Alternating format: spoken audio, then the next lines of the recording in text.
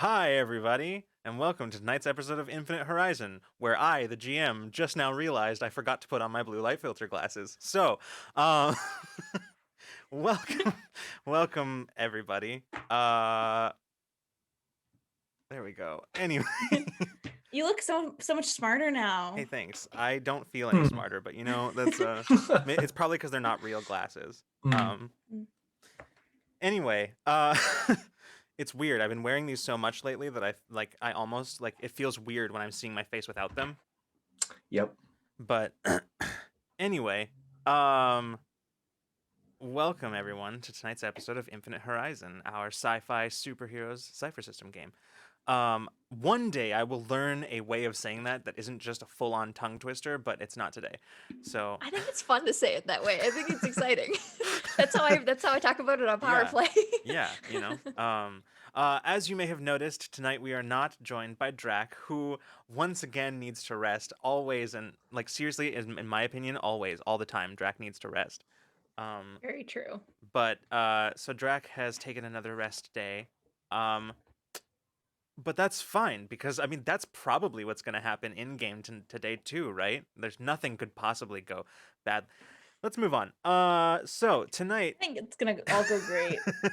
we've got a few announcements and reminders as we get into tonight's episode. First and foremost, this month, starting next week, is that true? Next week, yeah, next week. We are beginning our charity campaign for the Human Rights Campaign that will start next week and run through the end of the month, mostly just sort of alongside our regular programming, with a few minor changes here and there to accommodate the charity drive. But it will all be capping off at the end of the month on March 31st, which will replace Infinite Horizon that day in our programming. But we'll be capped off with a special one-shot of Mall Kids that will take place in the Infinite Horizon universe. Space Kids in Space Malls. That may or may not actually end up just being the title of that stream, but we'll see. We've said it so much that at this point, who knows. Anyway, so yeah, we will be stay tuned to our social media, to Discord, to all those places for more information, as well as our streams. From information not just on what we are doing, but also just information about the charity itself.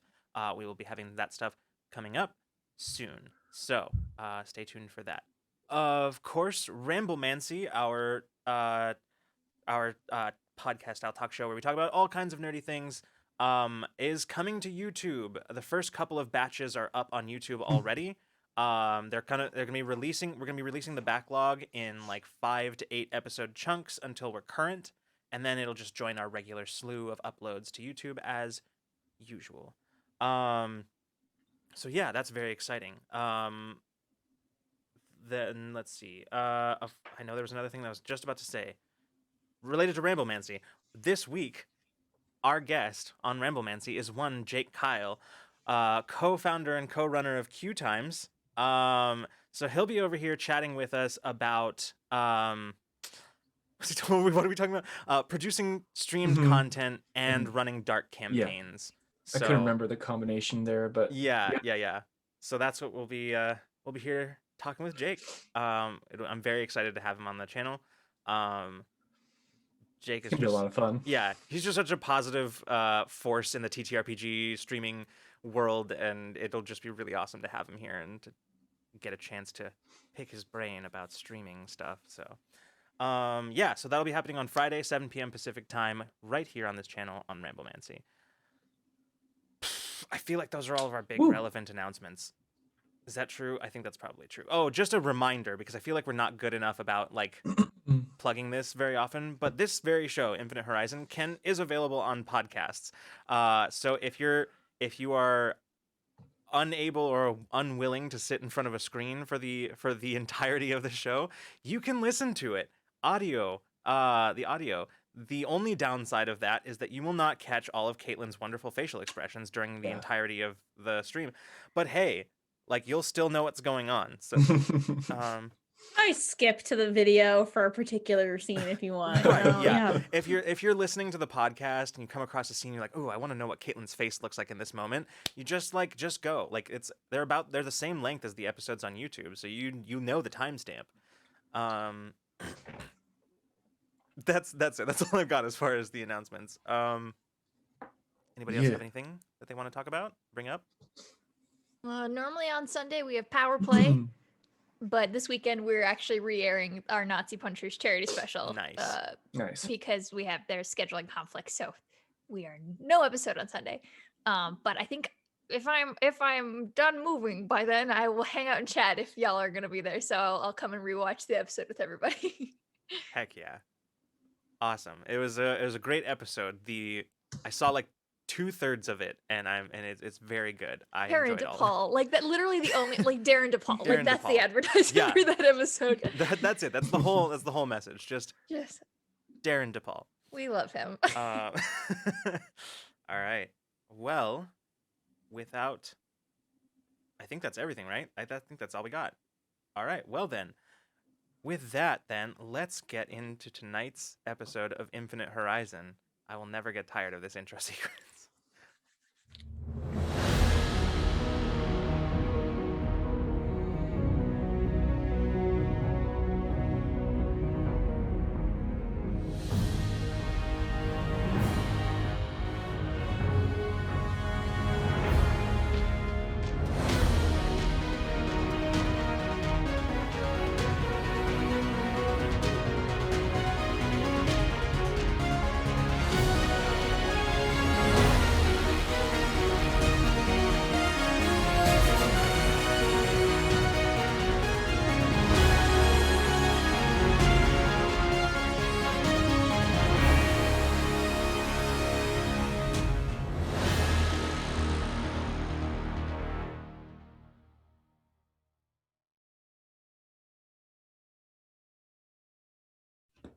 And welcome back.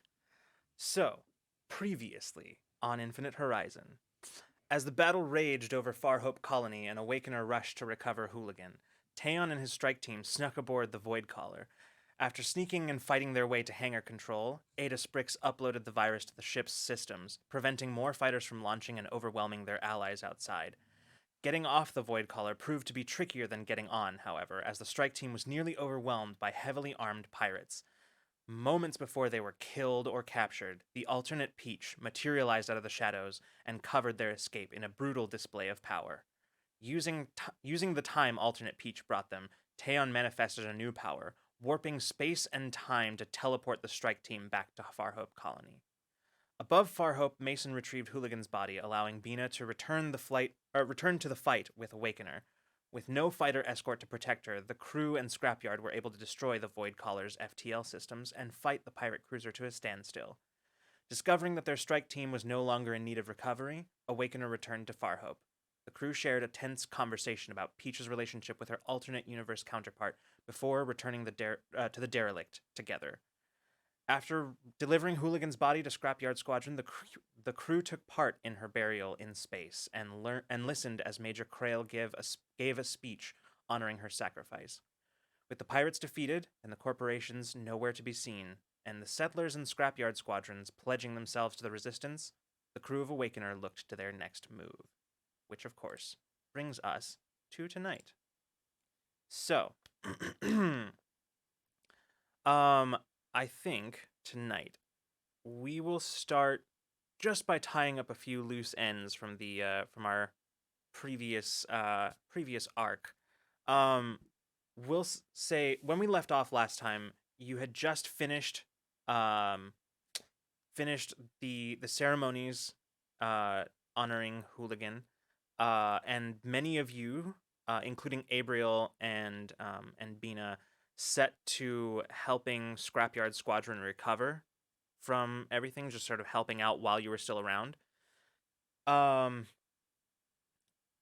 course, there is one important kind of neglected point of order, and that is that down on the planet's surface there is a whole dropship filled with 21 disgruntled and very cramped pirates.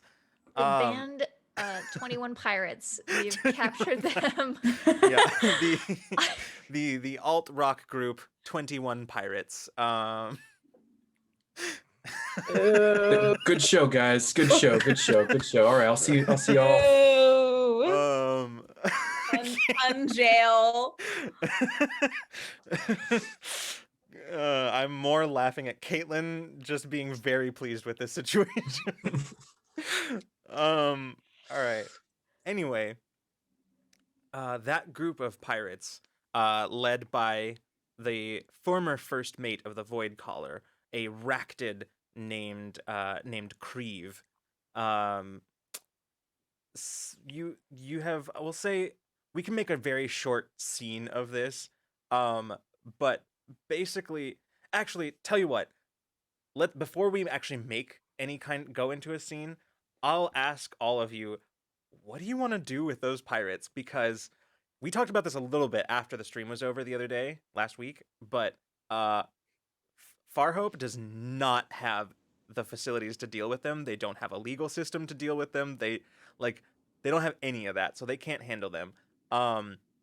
So really right now your options are basically like to turn them over to Scrapyard Squadron or take them with you. That's really all you've got. Those are your only options right now. Like, I suppose you could theoretically leave them on the planet, but who knows what would happen. Yeah, I don't want to do that. That doesn't seem like a good option. How far is the nearest like station of any kind? It's farther than they would be able to get to on their own. But But I if meant for us to for- take for them. you to Like, take them? yeah. Could we like tow him behind the ship? like you wouldn't have to take any additional time out of your way to drop them off somewhere if you wanted to.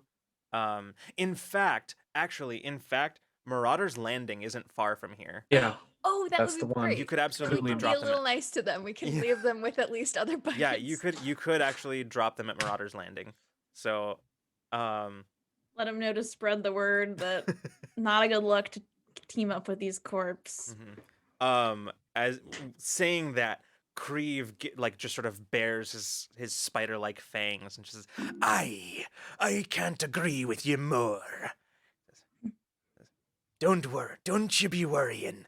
I'll make sure that all us folk who, well, pirates, there's no need to be beaten around the bush here. You don't need to be coy. I'll make sure we all know what happens to those who ally themselves with such monstrosities as the corporate agenda. You know, I like. Is he just full of shit? Like, is like, or is he just like fully posturing? I'll give here, you this like, one for I free. hate them. I'll 'cause give you you this one do." for free. Okay. He's a non-zero amount full of shit. But Great, good. But Yeah. like, you can also tell that he like he's not going to become like any kind of proselytizer about not teaming Yeah. up with the corpse, like he seems to be indicating. But like, yeah, he's like that Alright. chapter I just of wanted to know if he that chapter believed of his any life of is just that, over. like- Oh no, he Yeah. super does. He just probably Oh, isn't okay, going to okay. actually do any of those No, things. okay. Cool. Yeah, I'll give you that one for free. He's not particularly. He's pretty transparent on this one. He's being overzealous. Yeah. Try to sell it. Well, anyway, we'll say then that is there anything else that you want to do before leaving this area, heading back to base? I think most of your business here is pretty much wrapped up. Like you've Yeah, I think we kind of. There's nothing. I kind of did all my errands already. yeah. Yeah, I can't think of anything extra. I mean, Bina will definitely want to say goodbye to LL Laura, but like, I don't have a particular Mhm. scene or anything. I Sure, just want to sure. make sure she like says bye and stuff.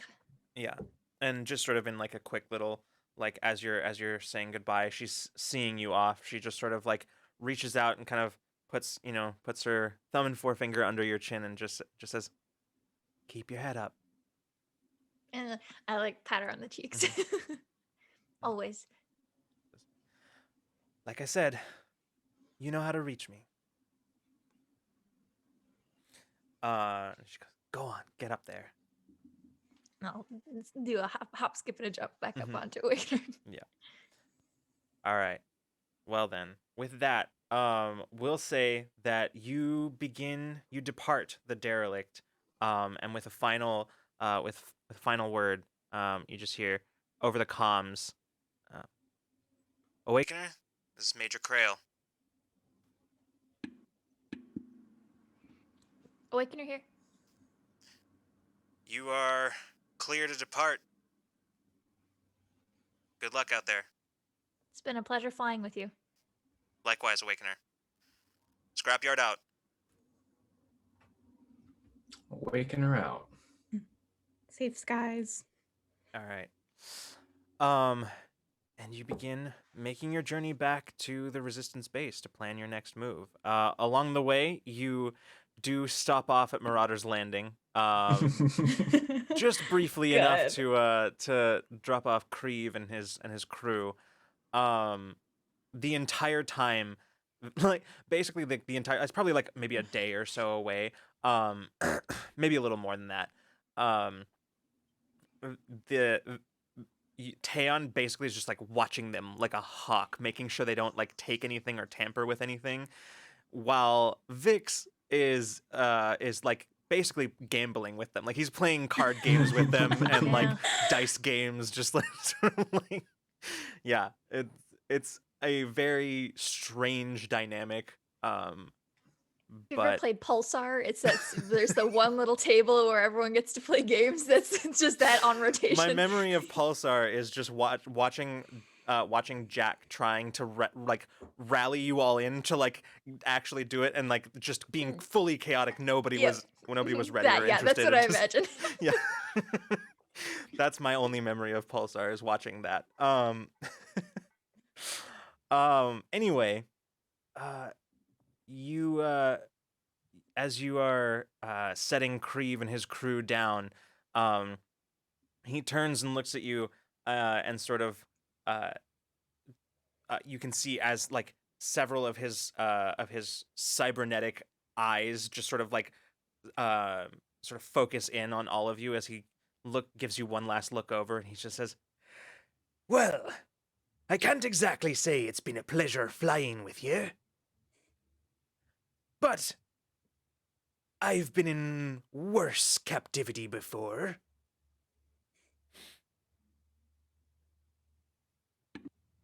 No You're need to welcome. flatter it. Well then, that being the case, I bid you all farewell. Hey, Captain. Aye. Huh. Thank you for this. Consider it a parting gift, a gesture of goodwill. Our gesture is letting you go, so. Aye, and it's much appreciated. Perhaps our paths will cross again. And he turns and then just starts meandering his way towards the rest of his crew. You know, And I don't know if he means that. Definitely not. No. And as he's walking away, you hear as he rejoins his crew, "All right, you sorry sack of jackbooted thugs. Let's get moving. We've got a ship to find ourselves." And like, Okay, so question. Bina has a list of things mhm. that we need at the base. Can any of that be acquired here? Because definitely the settlement didn't have jack shit that we would No, be definitely useful not. for us. But here maybe, or would we be near anywhere that would be able to acquire anything? You might be able to Like acquire that drill some that things. needs help, but like I know there's just a lot of stuff that needed replacement that we couldn't get.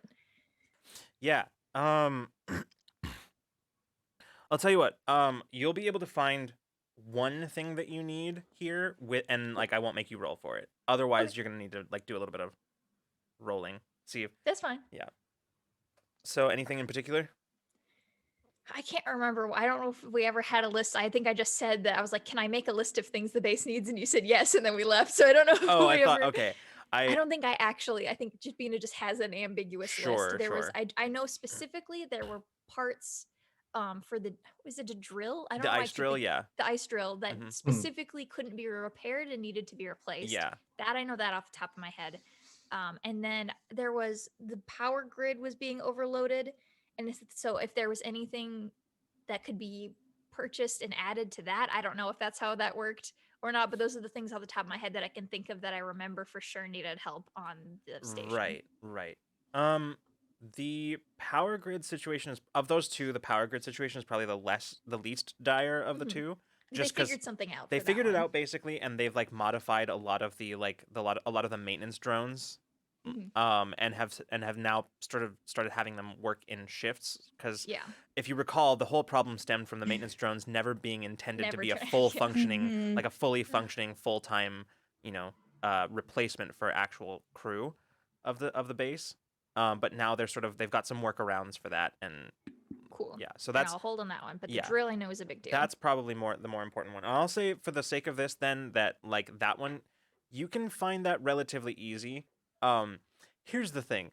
Prior to actually there's constantly efforts to by various independent companies to terraform some of the border worlds. And this specific drill is one that is pretty commonly used in like terraforming bases and such. Um, the problem with trying to do anything legit out in the border worlds is that pirates come along and will take your shit. So a drill like that, pretty easy to come across here. Um, there's a bit of there's some slight haggling that has to take place, and maybe a little bit I of win that every little time. bit of There's no yeah. way. But no, There's no way I absolutely. have trouble with that. Absolutely. So you do eventually come away with a replacement for the one that was damaged. They by pay the base. you. Yeah, they.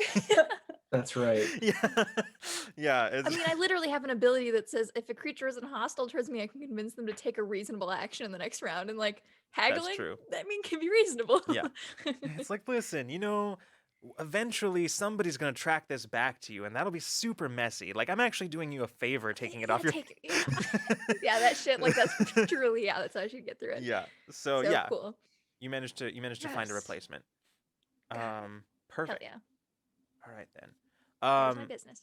Then we'll do this. Let's go ahead and cut back Mhm. to your return to the resistance base.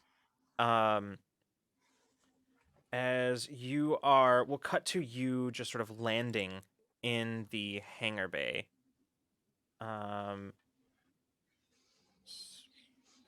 Sorry, I don't know what I'm looking for. I'll get to that later. We cut to you landing in the hangar bay. And you can already see, just as you're touching down, Bina, looking out the cockpit, you can actually see where not far away Sedona is sort of standing waiting. And as you finish touching down, you see Alma turns to you from the co-pilot seat and says, "Well, I guess we're back."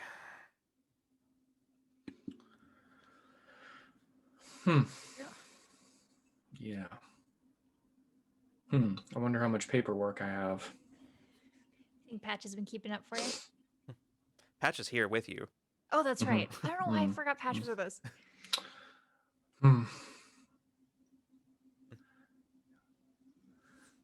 All right. That Zaya's whipped the new recruits into shape. Oh yeah, there's that too. I'll be curious to see what the progress is, actually. I think they'll be excited to hear our progress. All right. And I'm gonna are we fully landed now? Are we back? Yeah, everybody's fully landed. Well, no time like the present. Gonna kind of give Tan a wink and then get on the ship. All right. So Did we ever get Alma quarters? Does Alma have quarters here yet?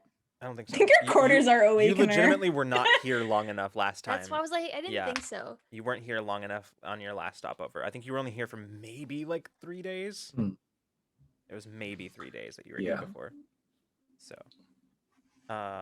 So I would want to ask Alma if she wants to get set up with quarters or if she'd prefer to stay in Awakener. yeah, she she looks at you and kind of looks around the ship. She says, I don't know. I mean, I guess I didn't really think about it. I'm a lot more comfortable here, but I also feel like I don't know. I think I'd maybe like to be where people are. I mean, we can get you set up with a room, and then if you're ever like, screw this, you can just come back to Awakener. Yeah, that sounds good. Cool. Let's go figure out who to talk to about that, because I have no idea. And we'll depart the ship. All right. So as you all disembark, you kind of all stepping off the ship together. Sedona runs up, gives Jade a big hug, and then turns to the rest of you and just says, "Welcome back. It sounds like things went well." Well enough. Wire asked to get a report as soon as possible. So sorry. I know you all are probably pretty tired, but That's okay. I was gonna head to Wire anyway. Yeah, you know how she gets about these kinds of things. Very strict about reporting in. Yeah. Well, let's get it over with at least. All right. So you all make your way back to basically back up to the situation room where Wire is. Currently, you can see that she's looking between several different screens. And she has like a whole like Yeah, she have like a yeah, like a whole several screens that she's looking back and forth between, intermittently like nodding and like cursing under her breath. And then as the door opens, she turns and looks at you and she says, "Welcome back." She says, "Good news, I take it." Yeah, we took care of the pirate corp issue. We even have some new allies. That's good. You managed to get the settlement on board. Yeah, and we ran into some like-minded folks, the Scrapyard Squadron, and I think I've heard of them. they're not on their way to the base, but they are just a call away when we need them. Fantastic. That's that's better than I thought we were gonna get. So great. Yeah. Great. You can put Revorzo will want a full report as soon as possible. But otherwise, I'll probably. You all look like you could use some rest. So, I'll hold off on any updates as to the situation here, since you left. The situation here since we left. Just general goings on at the base. Okay. Is there anything else in that, or is she being straight up? Like, is No, there it's anything just- else? No, Okay. it seems like she just genuinely means everything that has happened since. Okay. Yeah. Wire had me concerned. Yeah. I'll fully brief you on that after you've taken some time. First time out in the field since we got this whole thing started, and well, it looks like. You don't think we look good? Please don't ask me questions like that. Oh. We're not You know, really I good like at to. taking time. That's why I'm making you do it. Hmm. I really have no authority to do that, but I'm also It's okay, guys.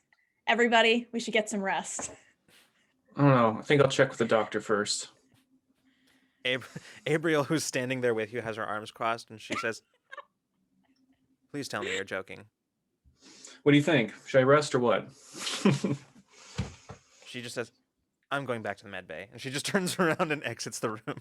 Mason, I think that means she wants you to get a drink with her. I don't know if I have time. It's true. I'll send that report to Ovorza. I think I have some written up. I will assist you in that. Okay. And then And I'll have a drink. And then straight to bed.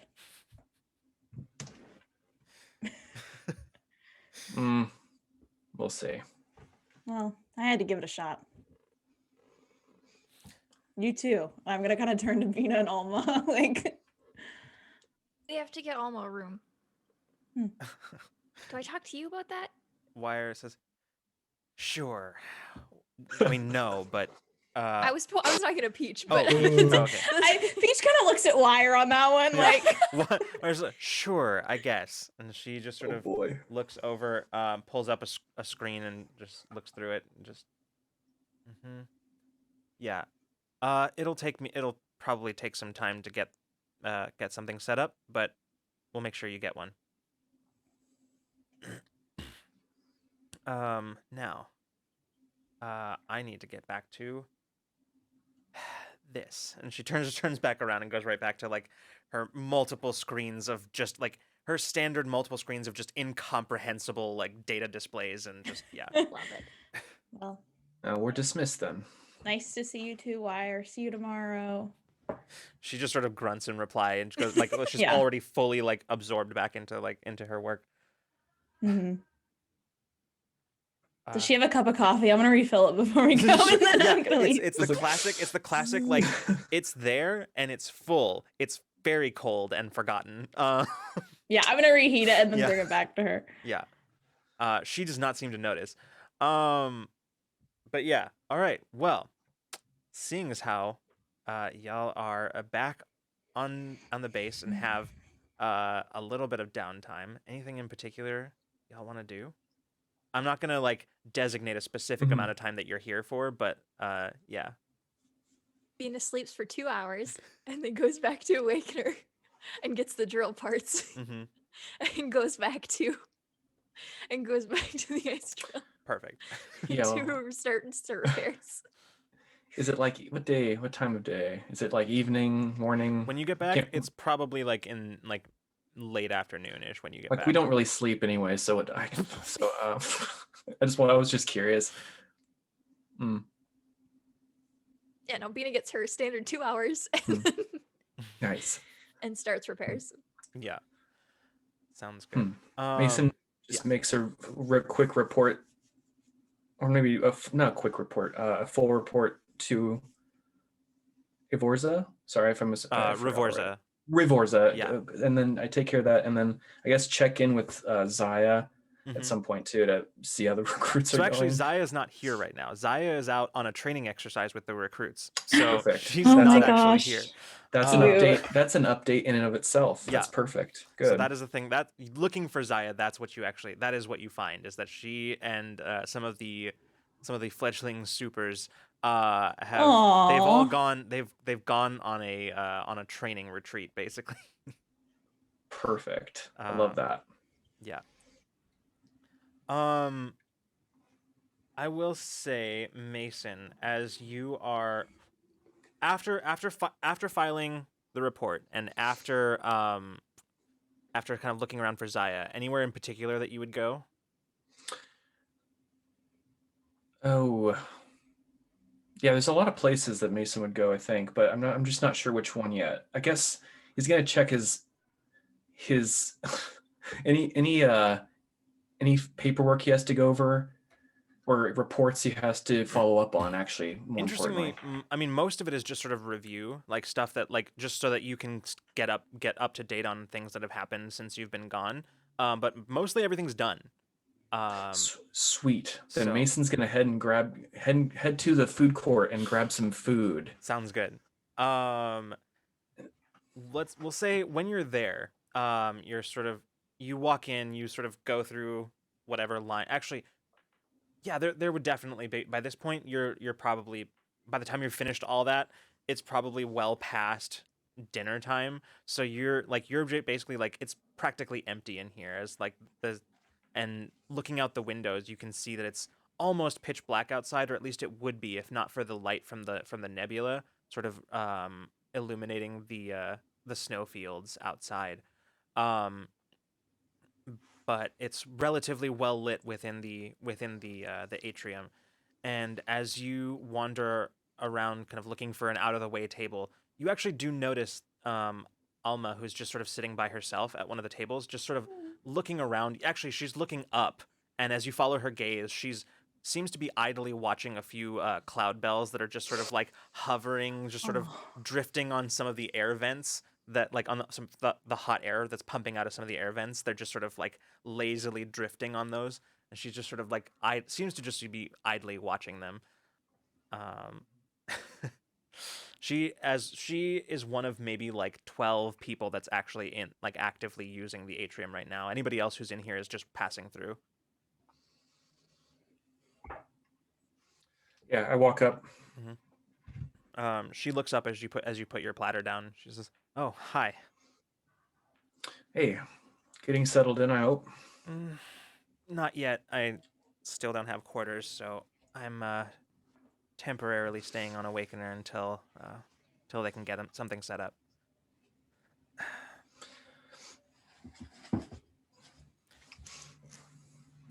Cloud bells. Yeah.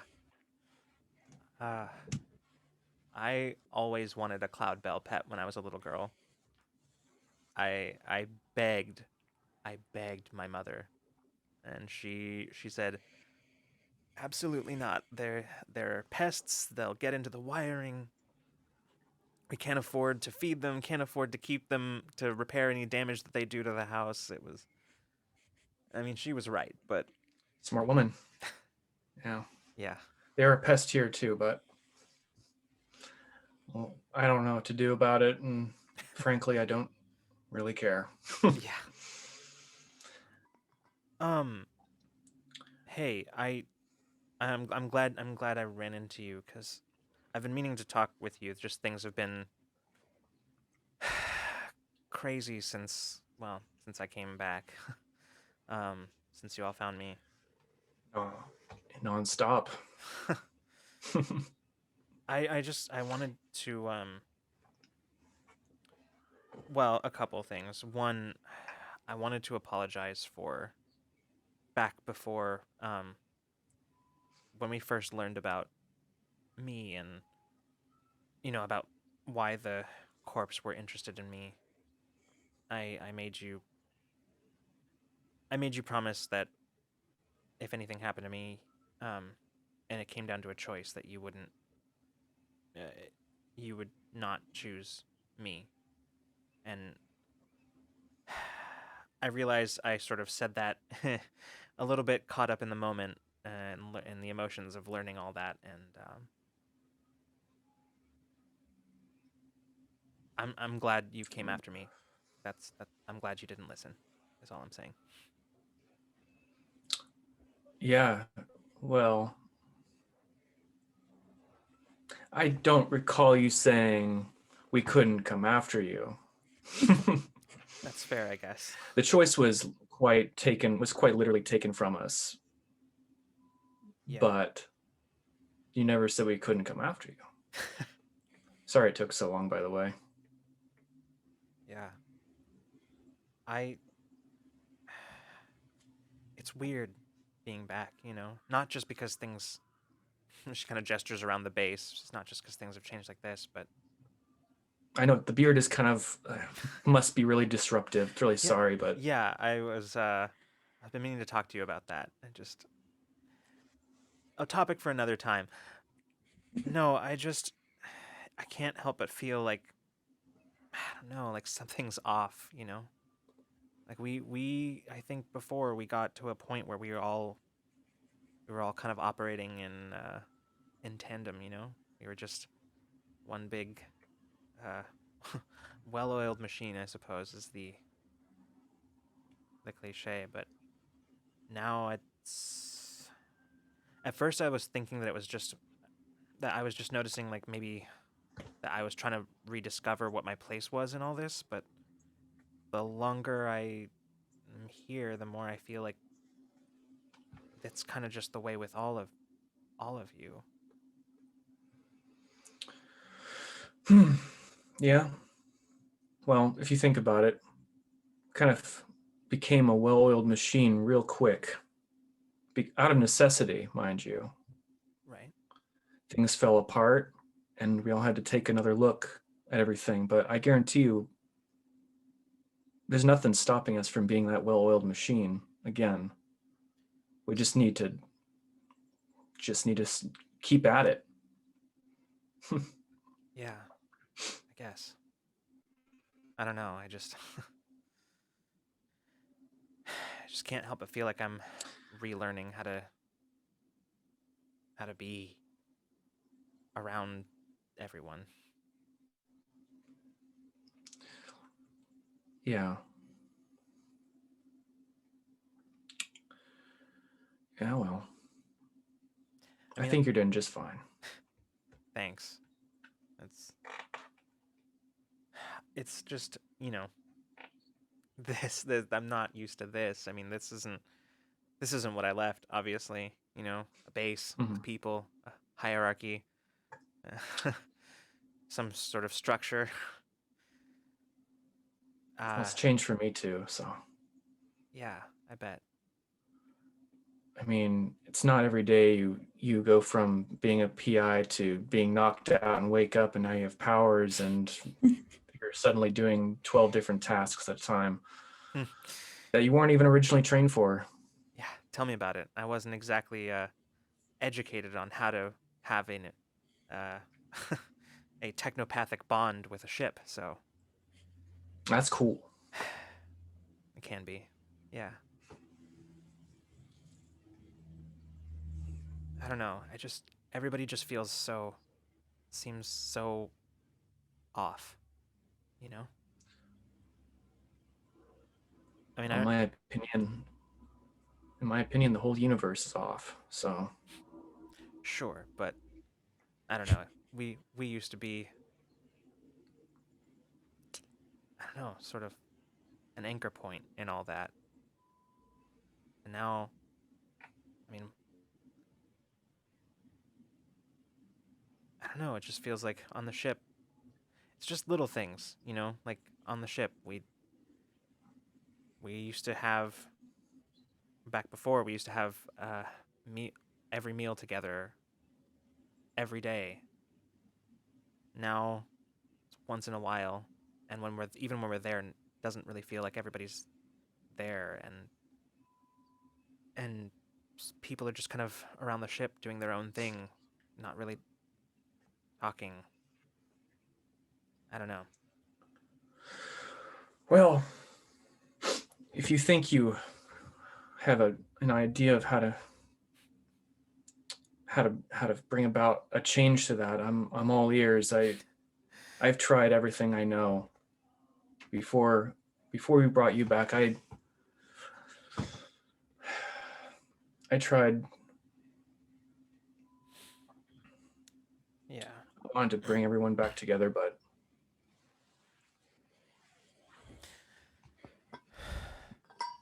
She like reaches across the table and puts her hand on your wrist, and she says, "Hey, it's okay. We'll we'll find a way."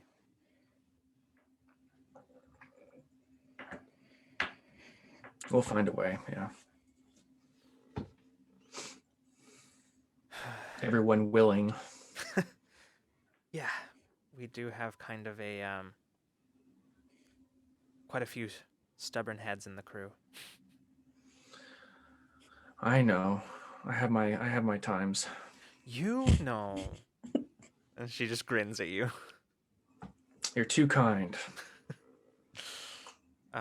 She just sort of chuckles and reaches across to your tray and grabs one of the rolls on your plate and just sort of tears into it and just starts eating it. I don't need the carbs anyway. Too bad. It's really good. And she just keeps going. Yeah.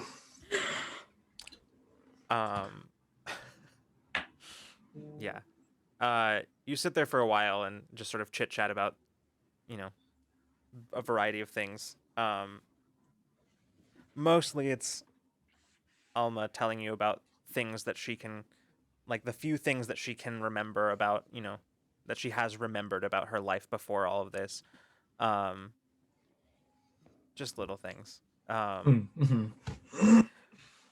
Shared experiences and all that. With that, I think we will cut over to. I'm gonna say let's cut over to Peach. Okay. So Peach, What does what do Peach's first couple of hours back look like? I think after talking with Wire, she's gonna head back to her little quarters. Mm-hmm. And is there anything like a kind of like a small object, like an app? Like I was thinking like a fruit or just like kind of a coffee cup. She's gonna just grab the first thing on the counter. Yeah.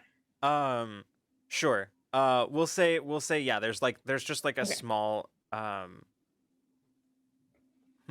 yeah, we'll say there's just sort of a small like bowl of fruit that is there on the counter.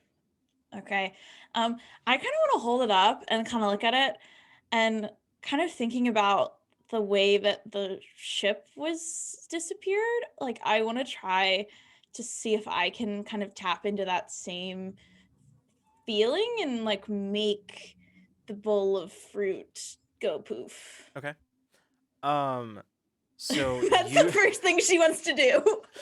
you stand there and just sort of stare at the bowl for a moment and then just sort of reach out to it and just start trying to recall that sensation, reaching out to kind of that same dream space that you reach into frequently.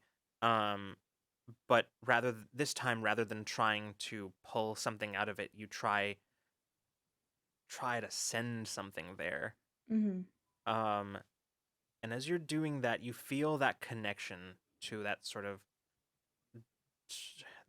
dream space. Mm-hmm. And as you feel that connection, you start to feel it starting to kind of course through you, to the point where you feel like your body is almost resonating with it. And then, in just those few moments, as you reach out trying to connect with the bowl of fruit, you feel it suddenly just destabilize that connection. Like you're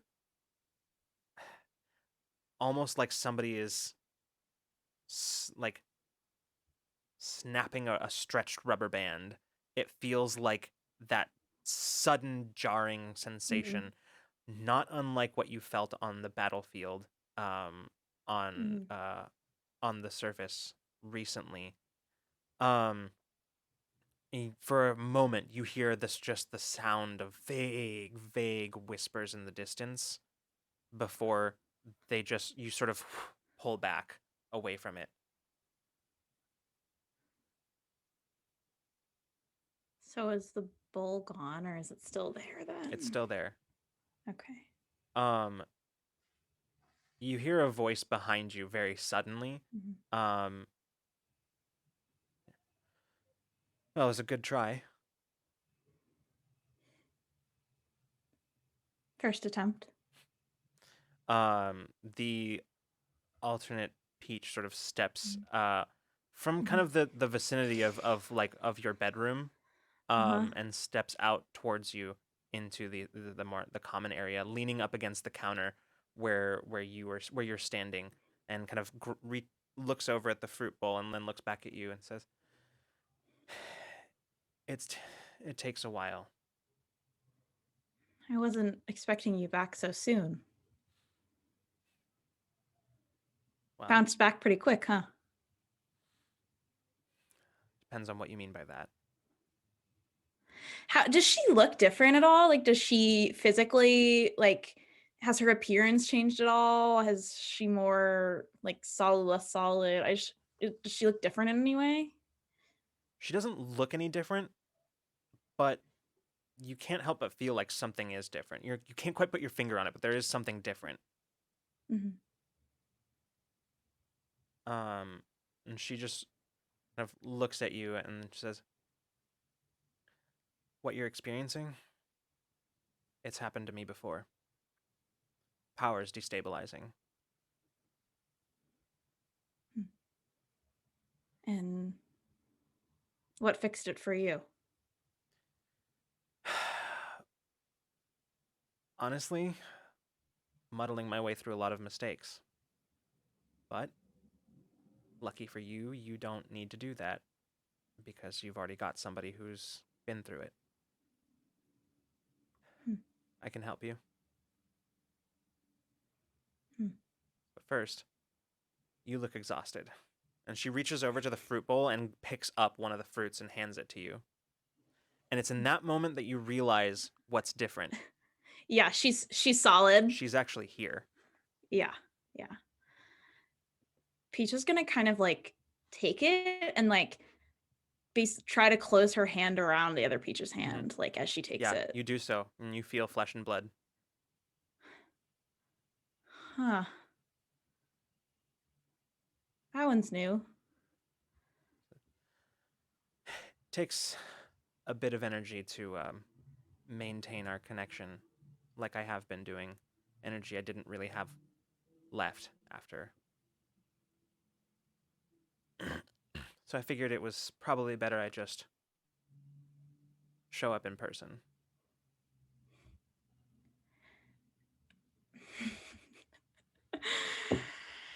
Show up in person.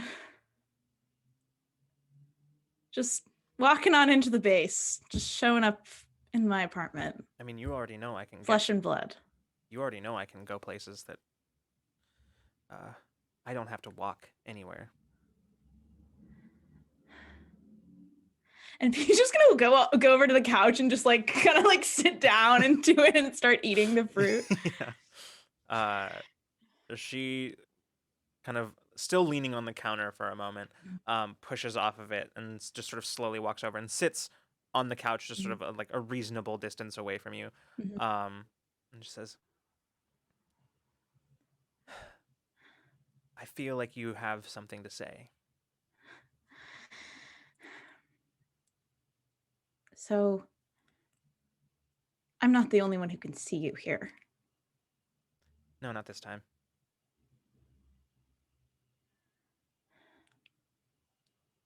What did you do in there? Back on the ship? I did what you asked me to do. I looked after our brother. Well, he's alive, so He is. guess you did your job. But the big ship, how did you reach out that far? How did you... Like I said, took a lot out of me.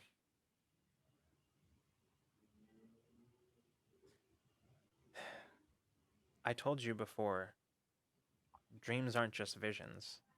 They can be doorways. It's, well, one hell of a doorway out.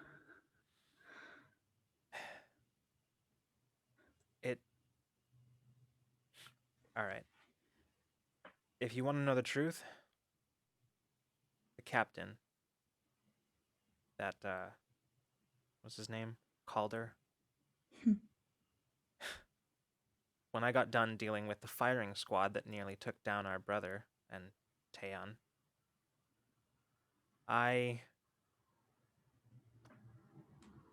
I started snooping around, and I found the captain climbing into one of the most advanced mechs I've ever seen, getting ready to drop down on the settlement himself. Would have put a bit of a damper on your day. So, I figured with a crew like that, best way to make sure everything stayed okay was to get rid of them all. Put them somewhere they couldn't do any damage. You just tucked them away. Not quite, but that's maybe a story for another day. For now, I want to talk about you. Well, I've got all the time in the world to ask away. Your powers are destabilizing. I saw it down on the planet. That's a nice word for it. It's what's happening. Dreams are... For most people, dreams are a way that they process the things that they're dealing with in their life, things from the recent past. For most of them, they manifest as, maybe for somebody it's them solving an issue that they're currently dealing with.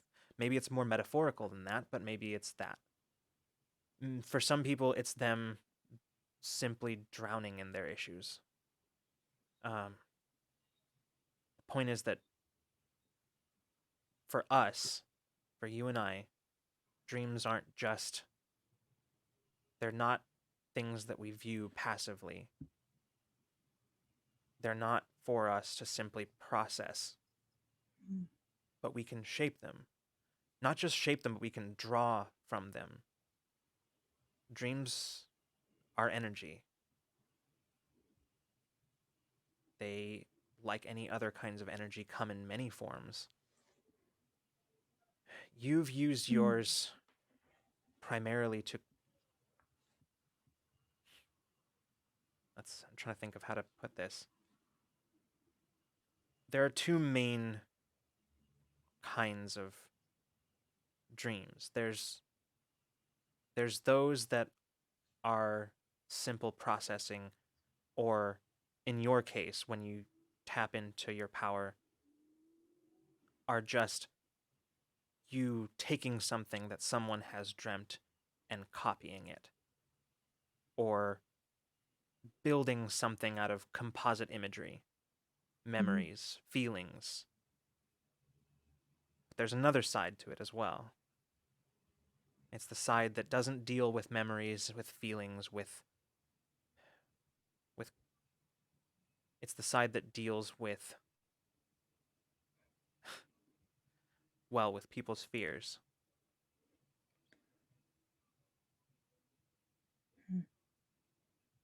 Their fears.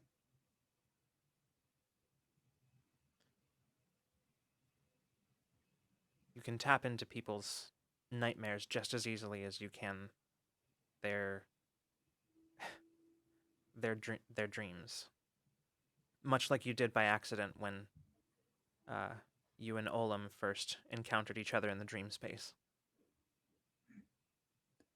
But I mean, every once in a while, a good scare is helpful, but how is that going to help stabilize dreams Because and you powers? because you can't just focus on one aspect over another. You have to learn to control both, because if you don't, it comes out one way or another. Like I said, dreams for most people are how they process. For us, it takes on a whole new dimension, because we aren't just passive participants in our dreams. For us, we have to make an active effort to process.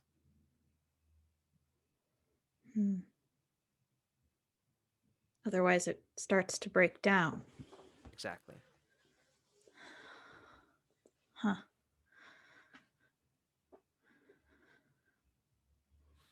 Is that how you started to gain all of your powers? In part, it's not as simple as... It's not as simple as... Simple as facing your fears. It never is. Well, great. But it's not as simple as the good dreams and the bad dreams. Yeah. There are different aspects to this, but they're not all... None of them are only one thing. And mastering one thing opens up a door to mastering another. It's a skill like any other. You have to practice. And reaching new levels of ability with them means you're suddenly able to do things that you weren't before. It all kind of comes at once.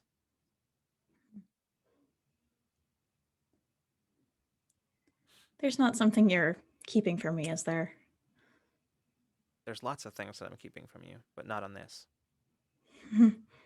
Well, guess that's only fair.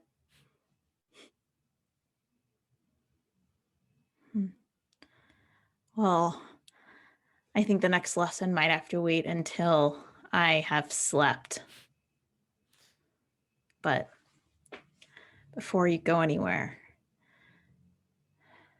where did you send those people when they vanished? Where'd they go?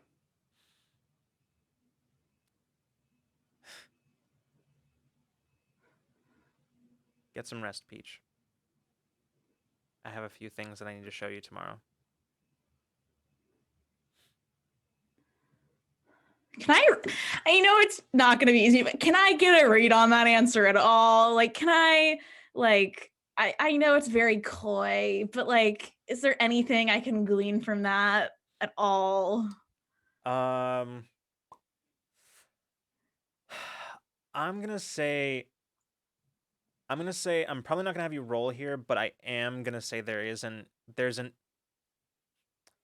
insight to be gained here.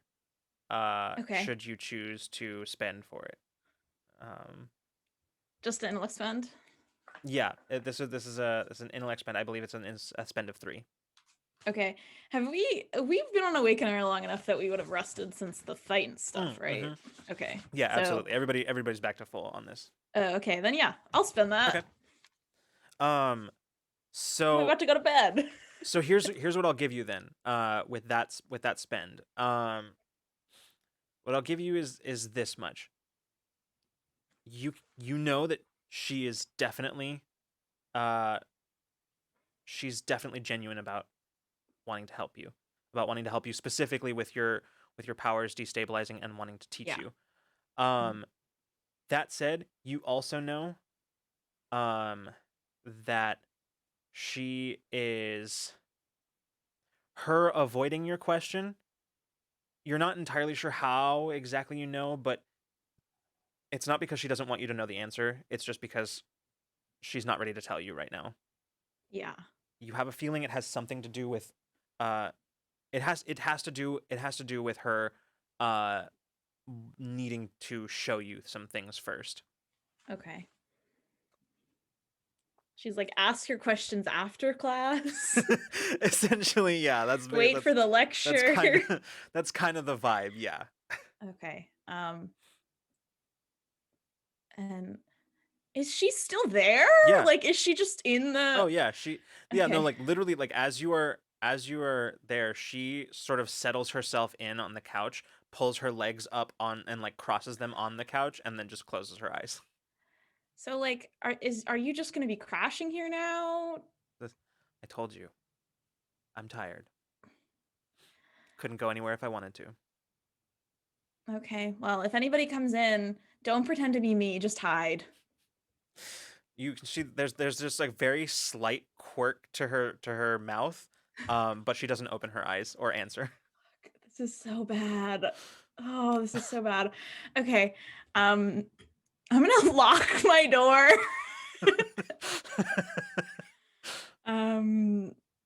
And before I go to bed, I'm going to just send Vix a message that just says, "Good night. See you for breakfast in the morning?" ? You get basically like the Vix is typing, right? Like you get Oh. you get one of those. Uh-huh. It stops. It starts up again. Fuck. And then it stops, and then it doesn't start again. Man, I feel like I am a teenager again. Okay. Well, I'll just go barge into his room if he doesn't text me back. And I'm gonna just go to bed. All right. Sounds good. She's like, all of these things are gonna have to wait until the morning. I do not have the energy to deal with this right now. Just goes to bed. Yeah, like it's like there's a whole lot of implications here. I am not prepared to deal with until at least sleep has happened. All right. With that, I'll say we will cut to Bina. So where would we find Bina this evening? Oh, how big is the piece of equipment that we brought back? It would from require like a team to move, basically. Like that I'm going. So before she's not gonna go do shit by herself. Mhm. She's trying to be more of a team player. So she's gonna like log into like the maintenance systems that we have this piece. Mhm. that it is like, and that I am seeking an available team to help me get it going again, because this is kind of an important thing. So if I can get a team, that would be great. Because I can't. She's little. She can't move it by herself. She's gonna try to acquire a team, Okay. essentially. Sounds good. It's easy enough to do. You you're able to find Tan Brewer, who is just sort of like basically like the chief engineer basically on the resistance base. Um and he just says, "Yeah, no, absolutely. We can absolutely put together a team." Says, "Actually, I've got a few people out that way right now. We can probably try to use some of the larger drones to try to help load the Yes, drill onto the perfect. rover, and then we can get it over there." Okay, let's go. All right. Let me get my She's ready to go. let me just get my tools. And he like stands up and walks over to the like lockers and grabs some stuff. He like hands you basically like a coat, like a winter like Yeah, Arctic oh coat, yeah, yeah. basically like hands it It's to you. cold here. Yeah. Yeah. Uh Does it? yeah, She puts it. It's forearms. yeah, totally. Like there's definitely like Okay. that's the thing. Like there's so many different sizes and Okay. shape of coats I here. was like, if he just gave me his coat, I'm No. like, sir. No, this is the common lockers for like the Okay, like okay. I was like, engineering okay, good. yeah, that yeah. Got it. Okay. So yeah, before long you Brewer and like a couple of other engineers are able to get some of the drones together, and between all of you are able to with relative ease load the drill onto a rover. And before long, you're making your way over like across the snow the snowy rises of the mountains over to where the the ice drill annex Mhm. is. Um, yeah, you arrive and uh, you can see all of the very essentially without the drill. What has been happening is in order to provide even a fraction of the amount of water that the base was producing before, they had to have teams like on site, basically like doing the work manually. Excavating ice. Yeah, Yeah. literally like rappelling down into the ice shelf and cutting out big chunks, Oof. and then lifting them with a combination of basically like repulsors and the kind that are used largely for moving heavy cargo, um and like actual just block and tackle kind of stuff, right? Like Yeah. very like just analog kind of, yeah. Lifting those things and moving them manually into the pipeline so that they can be processed. A slow, painstaking process that requires crews around the clock to be there and working, doing stuff that they are absolutely not trained for. It's okay. I've got the thing you're trained for. Let's do this instead. Yeah, and as you when you bring this, you can see that basically the entire team that's supposed to be working on doing all that stuff, they're already outside ready to meet you. They're ready for it. They are so ready. Like you step out and just the waves of just excitement and Oh. relief that you are feeling from the team Whew. there, That's just a rush. it's almost overwhelming. Like Haven't there's felt that specific overwhelming Mhm. emotion from a large group of people probably in a while. Yeah, it's a lot. You can also feel their exhaustion and frustration. Like you can feel Mhm. that too.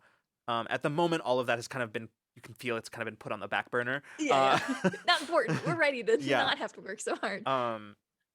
Quite a few of them have the look of people who have just very suddenly like woken up out of like a daze, sort of like, all right, I'm ready to go. I'm ready. I think as we pull up, that wash of like shit is like an espresso shot to Bina like Yeah. immediately. And she's like, whoa, it matches that. Yeah. And yeah, working together, I'm not gonna require any kind of roles on this because you've got a whole team who is very, very excited to not have to do what they've been doing anymore. We're not like under duress. Yeah, like, no. We're just hanging out.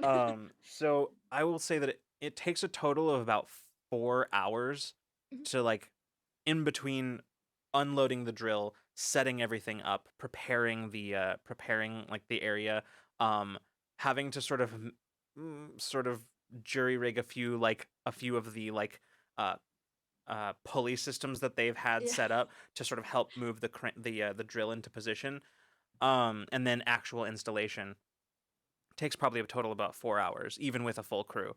But at the end of it, you have managed to successfully replace the drill annex. So Yeah. as you are all standing around, basically everybody in the drill annex control room, Brewer sort of stands in front of the activation switch, and you hear the final confirmation over comms, be like, "All right, final installation complete. We're ready to go." Brewer nods, goes, "All right." Says, "Well," he looks at you and says, "You brought the drill. You want to do the honors?" He gestures over Absolutely. to the console. Oh yeah, she does. Mhm. I flip those switches. We Yeah. get this thing up and running. You hear just very suddenly the and then you see that you watch out the window. You watch as the drill just starts turning very slowly and then quickly, and then it just lowers down into the shaft. And immediately you see as crushed ice starts churning its way up the drill and being deposited into the pipeline. Oh, Bina starts clapping. Yeah, Oh, everybody she in does the a little room just cheer. starts Yeah. cheering, yeah. It's like a freaking moon landing. You're leaning back in. Ice We're like, drill. we've landed. Yeah. We made it. Yeah.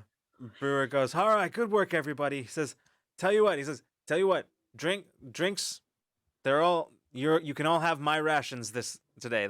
Drinks are all on me." And to renewed cheers and stuff. He turns back to you and he says, "I cannot tell you how glad everybody is going to be to have that thing back in." I mean, that's been my main priority, but we couldn't do shit about it until we got new parts, and I got sent out on an away mission, so. Yeah, well, I'm glad you did. That was, nerves were starting to get a little frayed around here, especially with, a few accidents we've had with the suspension systems. Just, tell you, these people aren't trained for this kind of work. Mm-mm. Although, Well, if you wanted to help me come up with things that would help if I can keep an eye out for other things in the base, because I think we're going to be going out more often now. So yeah, our first mission went pretty well. I'm sure they'll probably give a briefing on it to everybody at some point. yeah, no, But- that sounds good. Truth be told, I'm pretty sure Cassidy is not interested in hearing from me anymore. I keep approaching her with all the things that we need, and she last time I went to talk to her, she looked at me and she just said, "My people will get it when they get it," and before I even opened my mouth. So, I think this gives Bina like a I think she has like a little bit of a sense of purpose. Like a moment that, and she's like, "No, just tell me. I think I'll be out and out. I'll find what we can get." all right, okay. Yeah, sounds good. All right. Well, I was supposed to be sleeping 2 Do hours that. ago. So, Hopefully this will mean that you get more of it more often. Oh, She kind trust of me. points to the drill. there are plenty of things happening on this base to keep me up, but I'm happy to say this isn't going to be one of them anymore. So, thanks for that. Give you a ride back to base, or are you sticking around? No, let's head back. All right. She And gives like a pat to the controls on the drill, and she heads back. yeah. So, yeah, you make your way back to the base. And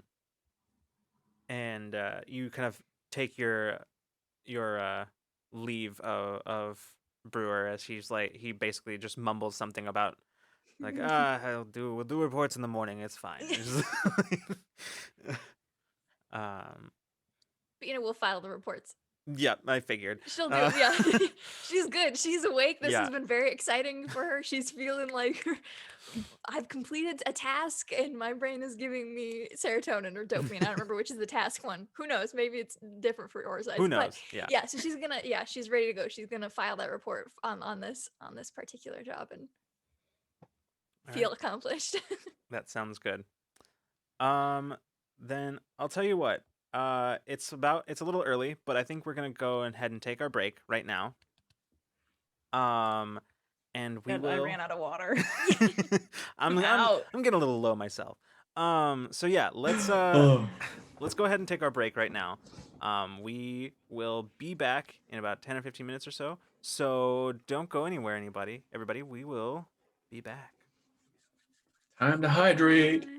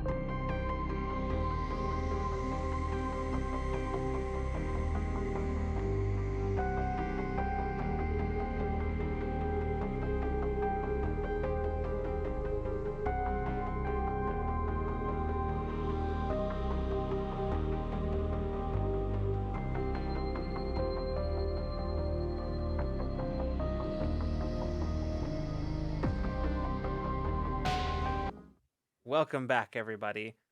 Unmade Gaming. Thank you so much for the raid. That was very good timing, by the way. Yeah. Yeah, thanks so much for the raid. We are back from our break. For those of you who have no idea what you've stepped into, this is Infinite Horizon, our sci-fi superheroes actual play run in the Cypher system. I'm going to say that differently every time I say it because until I find one that works, and then inevitably forget it and have to do it all over again. Welcome.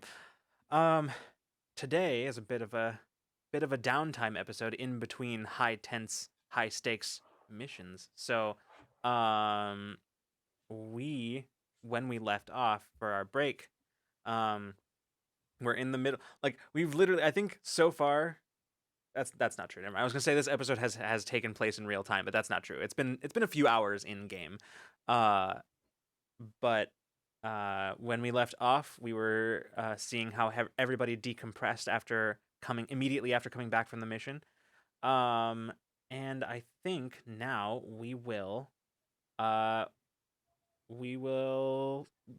come back in. For any of you who came with the raid and want to stick around, there is a at a glance document that I'm sure one of our moderators will be happy to link with a handy command. There it is. Thanks, John. And you can it's a quick glance at what this show is all about. All right. Diving back in. We'll say that for all of you, the evening, your first night back passes without anything particularly noteworthy. Nothing at all. I'm suspicious. Nothing at all noteworthy. Nothing has happened. Don't check any of your possessions to see if they're still there or not. No need to ask any more questions. Anyway, Does it count if I steal it for myself? Is that theft? Whoa. legally, I don't know. Morally? Morally, That's what I'll have to pose to the professor. also Maybe I he don't can know. pontificate on it. All right, so jumping back in, we don't have to necessarily go day by day here. We can absolutely sort of jump around. We don't even have to go linear on any of this, because basically you guys are in downtime. You're basically on like provisional shore leave kind of thing happening because you've just been out on your first actual like field mission for in like, was it 6 months or so, and now and so now you're basically given a chance to recover from that before heading back out again. So we don't even have to go in any sort of linear fashion here, but are there any particular scenes any of you want to have? If not, I have some of my own, but like I'm giving you a chance to do yours first. Mm-hmm. Rose is yelling at me in the chat because we don't do shore leave, and I understand that. Ox crew, I apologize to you all. All Ox crew who are here, I apologize for using the terminology, but I will say, as much as I have learned from watching the stream punks, this is a different show, so maybe different things will happen. Moving on. So, anything any of you particularly want to have happen? I mean, I want to go like find Vix, but I just had a scene, so I feel like someone else should go first. Well, technically, Bina's was the last one. Yeah, so. I had my last. Oh, one, so okay. Go for it. Then I want to go find Vix in the morning because I assume that he is not going to meet me at the mess hall because he did not reply. So I'm just gonna show up at his door like once I'm up, and he's definitely still asleep. Yeah. In typical Vix fashion, he definitely still seems to be in his room. But as you ring the door chime, you can hear him kind of inside moving around. He doesn't answer right away. I'm gonna knock and say, "I brought breakfast to you." There's silence, and then a couple moments go by, and then you hear like the door just hisses open, and you see Vix is just sort of standing there in the doorway. He just looks at you and says, "Hi." Hey, proper. He just sort of looks down at what you brought and looks at you and just nods and says, "Come on in." Okay. What's his demeanor right now? Like, does he look like he just woke up, or No, like not at all. what does he look like? He does not look like he just woke up. Okay. He looks like he's been awake for a while. In fact, as you look at him, you're not entirely sure he slept at all. Mm-hmm. But he as you're setting down the food, you kind of take a look, just sort of taking in your brother's appearance. Mm-hmm. And he appears sort of neutral emotionally, but you know Vix well enough to know that neutral generally means not great. Yeah. Appearing neutral probably means not great. Okay. He as you set down the food, he sits down on his sort of on his small couch, reaches over, grabs some small fruit slices off of the plate, and just kind of starts nibbling on them. Mm-hmm. So, sleep all right? Yeah, looks like more than you did. Yeah. Just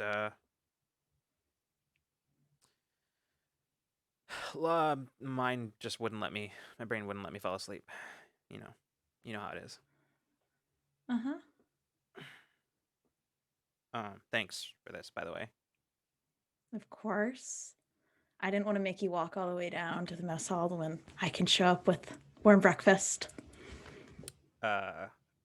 Anyway, we can make that a regular thing. I mean, Well, you don't need to be greedy. I'm just saying. Well, maybe if you stay on my good side. His face just sort of he was starting to smile a little bit, and then he just sort of goes right back to. He nods, says, "Yeah, sure." All right, Vix, just come out with it. Just say what's on your mind. You're not good at this whole playing coy situation. I wasn't trying to play coy. I thought I was being pretty obvious about not wanting to talk about this. Well, that's why I had to ask you. Okay. Just kind of like leaning, like waiting for him to go on, just eating. Just it's weird, right? It's weird. There's a you from another universe. That I mean, what am I supposed to do with that? Yeah. It's a little weird.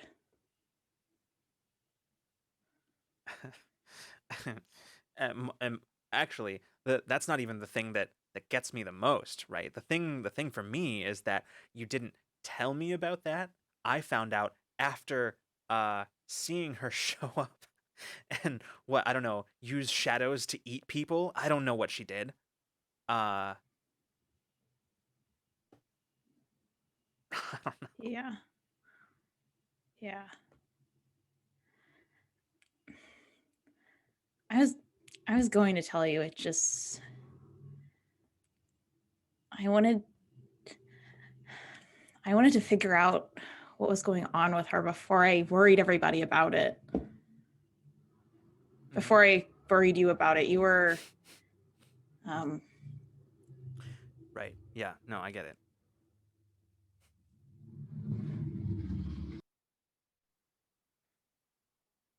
You ever get tired of feeling like you need to be the one to handle everything?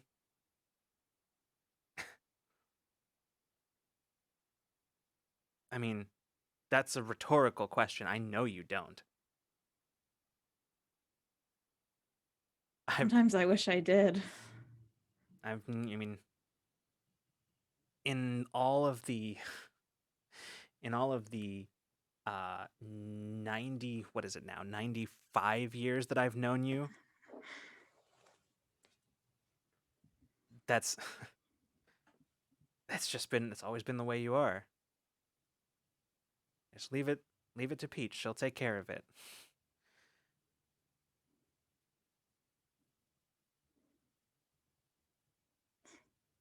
How's that working out for you? Well, I mean, you're here alive, so it's working out pretty well so far.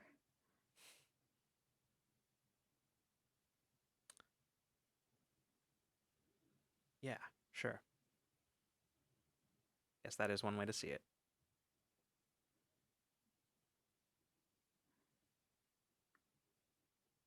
There's something else. What else is there, Vix? What else? My own sister, the only member of our family that I feel like I've ever known and has ever known me, just kept this from me. What, you thought you were just going to handle another version of you from another universe? Do you know how insane that sounds?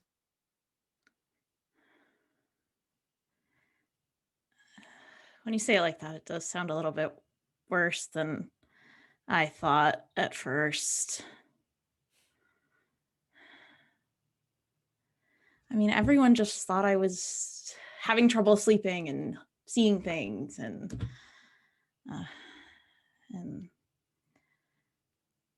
honestly, I never wanted you to meet that version. I didn't want any of you to meet her. I didn't I didn't expect that you ever would. I still wish that you didn't.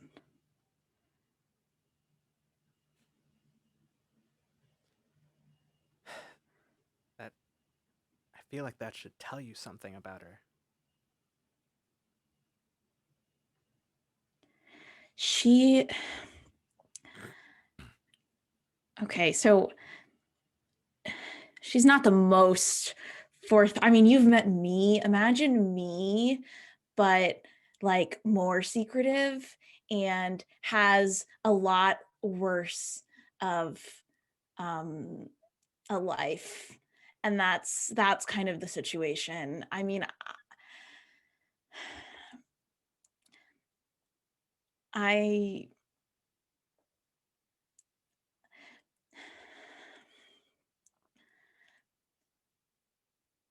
really didn't want you to know any of this, but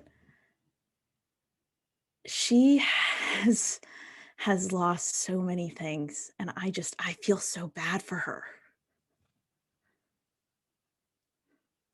Yeah, I guess I can understand that.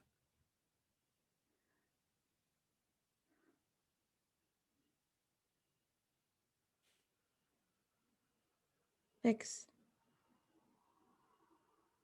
can I see what you saw back on that ship? Um, I guess. I mean, I actually don't know the answer to that question. Can you? I really don't. I mean, I don't know. okay. I mean, I guess I'm willing to let you I try. don't know, the way that you and Taeon kind of turned and looked at me when I came off, it kind of scared me. So I just want to see what we're dealing with. Sure. What do you need me to do? I mean, do I just sit here? Can I keep eating my fruit? I think so. I don't see why not. Great.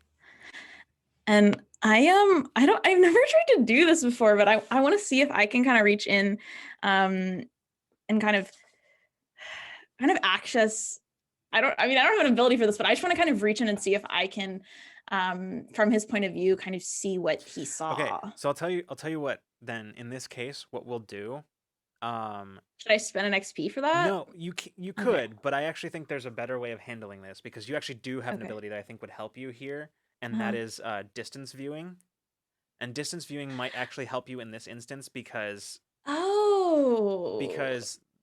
you- it's distance, but like dreams don't really operate in like dimensions. It's of, like I'm not only going through space, like I'm not going Right. through physical space, but I'm going through Exactly. kind of like time, like linear, like Exactly. kind of Yeah.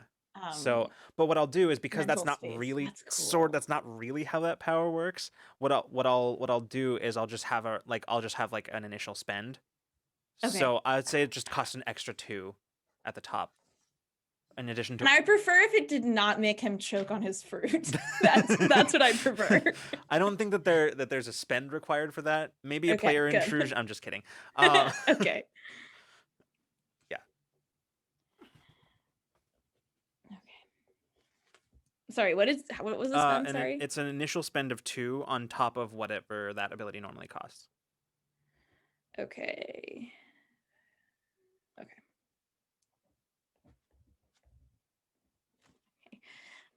And I'm gonna kind of just like put kind of a hand up to his cheek and close my eyes. Okay. You reach out sort of differently than you have in the past. And as you do so, you find yourself suddenly standing on metallic deck plating, on an unfamiliar ship. Um, Around you, you see Taeon and you see Vix.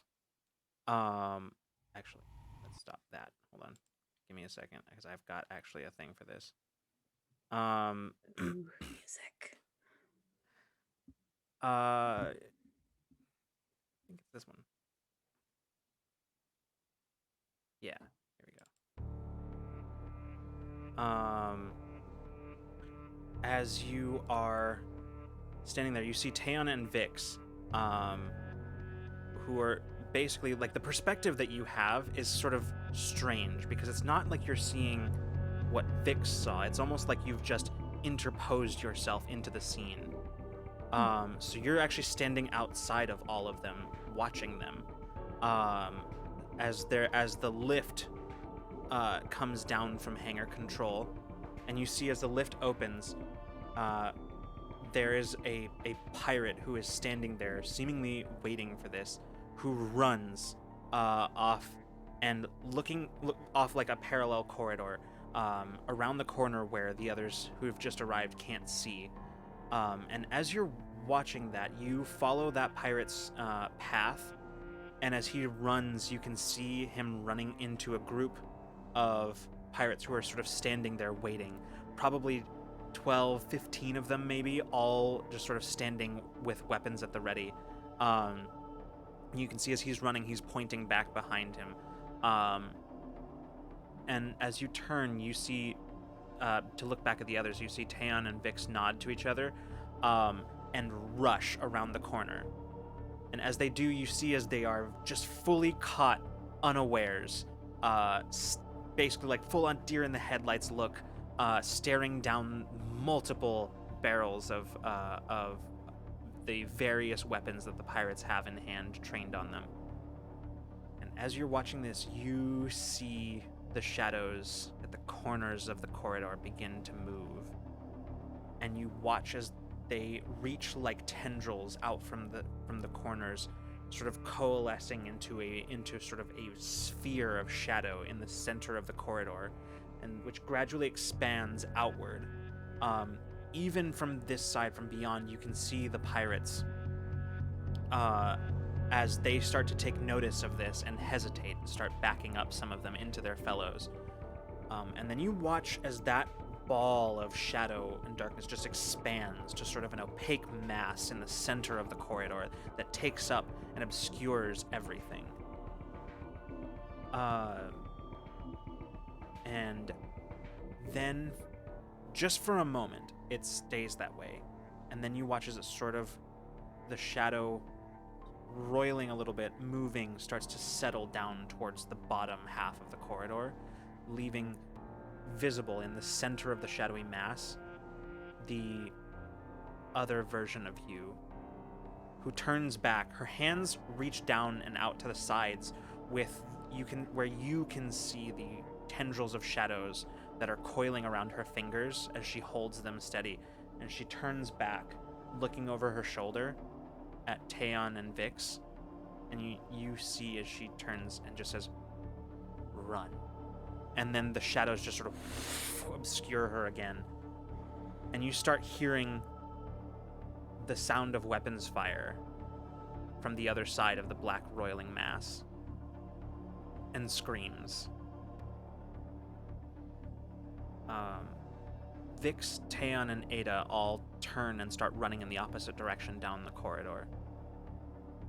You stand there for a moment and you watch as... Actually, before we go into that, do you do anything at this moment? Because here's the thing, you're not a passive observer here.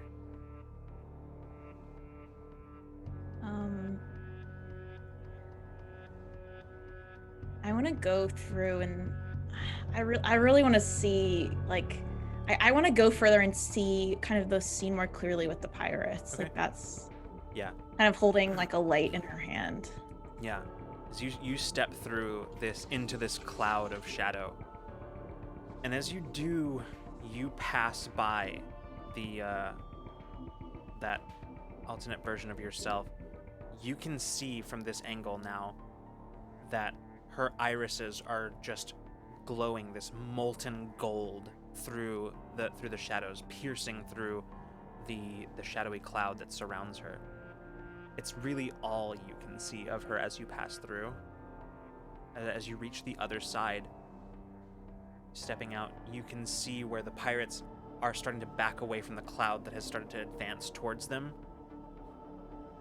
And you watch tendrils of shadow that are at once misty and made of smoke, but also somehow solid as they streak out. One wraps itself around the face of one of the pirates and pulls him into the cloud. And then another and another. You watch as they start shooting at the cloud. They just start firing. But nothing seems to be making its way through, seemingly just stopping right at the edge of the cloud of smoke and shadow. And then you watch as one of the pirates, as they all start rushing back, there's one of them who does the opposite and runs towards the cloud. You can see just the full panic in his eyes as he runs, clearly not making rational decisions, just panicking and running. And you see as he disappears into the cloud, you then hear the sound of a scream from the other side, which is just abruptly cut off. And as you turn, looking at the firing squad, you see that many of them have just broken and run, but quite a few haven't by that point. And as you step kind of into the cloud once again, letting it overtake you in the memory, you don't see or sense any sign of them in the cloud, but as it passes you, as it moves past you, come out the other side, and Taeon, Vix, and Ada are all gone already. But what you see in the corridor is smoking husks of people. You can see their skeletons, because that's all they are. Bodies that look like they've been there for hundreds of years. All smoking, having that sort of shadowy smoke clinging to them.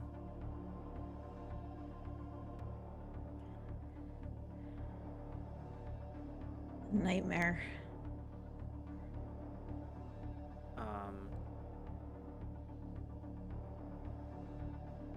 And with that, you sort of come. Can I? Yeah.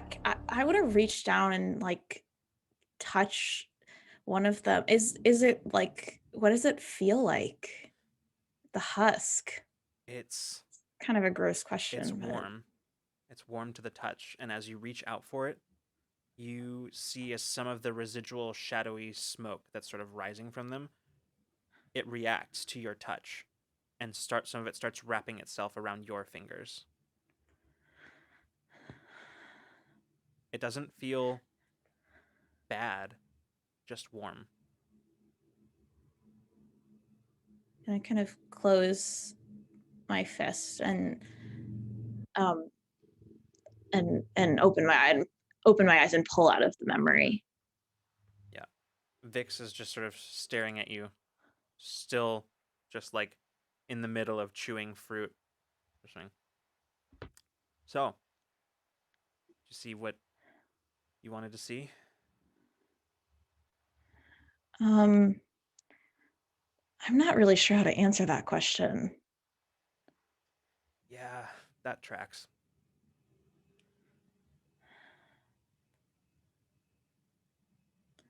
I'm sorry if I scared you. I didn't mean to.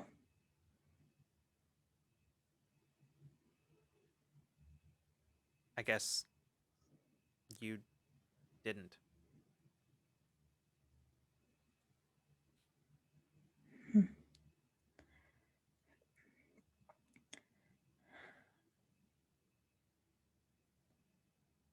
She's in my room.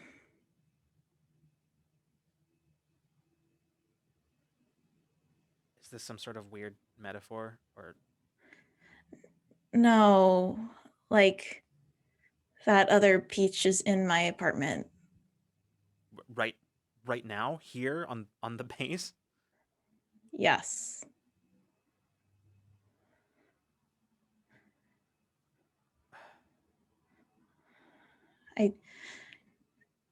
I was so exhausted last night.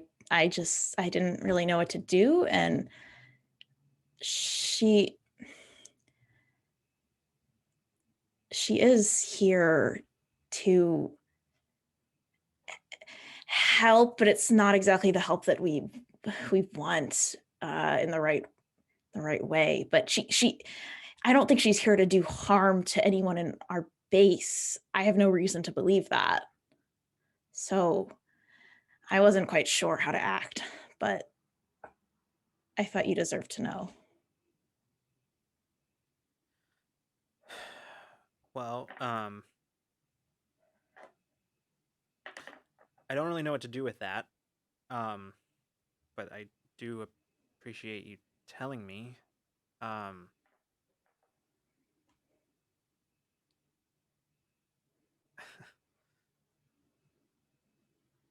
and are you okay? I mean, did she say anything to you, or I mean, what does she want? She says she just wants to train me. And I know that right after what you saw, it doesn't sound great, but I mean, I'm not her. I don't have the my abilities don't even manifest exactly in the same way as hers do. And I don't I don't plan to use them the way she does. So I think that if there's something I can learn from her, I mean, I'm not going to say no, but I want you to know I'm taking a look at her seriously. I'm not just going along with whatever she says. I'm not going to do that. No, this is good actually. Right? Because I mean, obviously, I don't love the idea of her being here and trying to teach you stuff and do whatever it is she's gonna do. But if she's here anyway, it's probably better that she's somewhere where we can watch. Yeah. And I mean, I'd certainly want me on our side. Yeah, yeah. I mean, yes, absolutely, yes. I mean, I've seen you do stuff that's really cool and scary, but like, well, you saw what. Yes, absolutely, our side. Yeah. And kind of remembering him in the basically about to be shot by those pirates, Mhm. like, because she saw that exact moment right before he was about to get shot. She just kind of like wraps him in a hug Oh, okay. at that All point. right. Yep. Yeah. He just sort of awkwardly pats you on the back. Says, "Yeah." It's- And you can feel him as he does that, just sort of like doing the thing that he does, where he sort of like fronts a little bit and like is uncomfortable, but then he just sort of you can feel him like let go of it and just sort of lean into the hug. He probably feels from her this like um I only mention it because it would probably be a little bit of an odd sensation.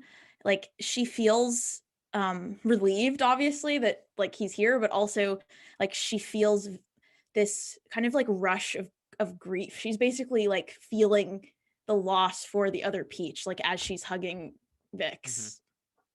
Yeah. And he that is probably the moment that he stops like resisting and being awkward and uncomfortable and Mhm. just hugs you back.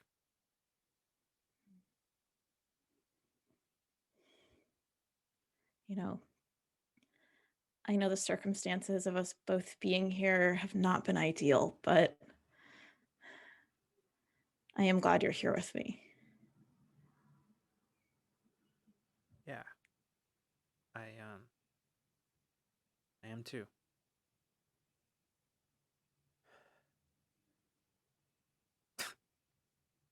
I've always been lost without you. You always manage to find your way back. Yeah. That's what matters. Yeah, but I think a lot of my life might have been a little easier if I'd had you around more as we got older. If I actually, came to you before things were problems.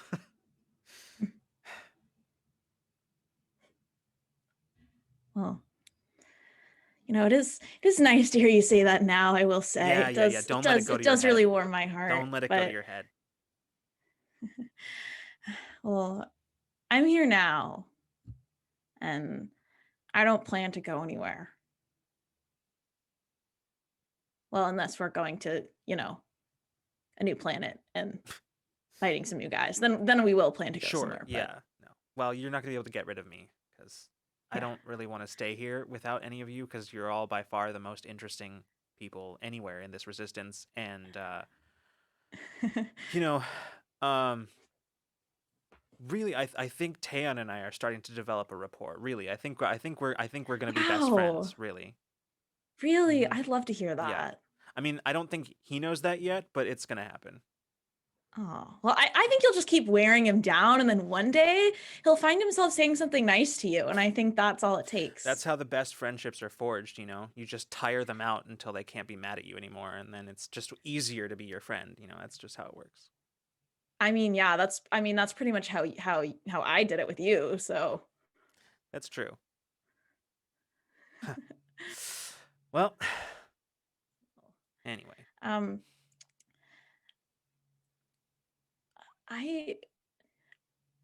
I know I told you, but I wouldn't go spreading it around about the other me in the apartment. That doesn't sound like a thing that everybody needs to be aware of.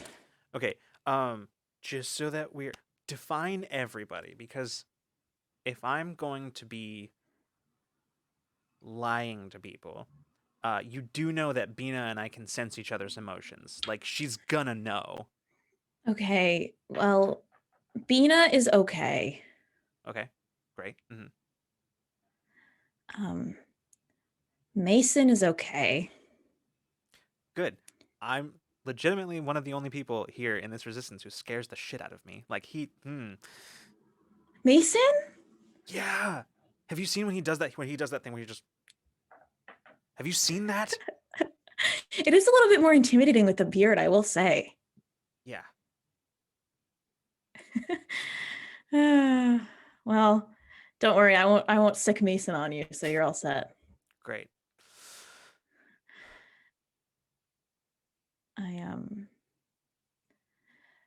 I should probably go and get briefed by wire, but All right.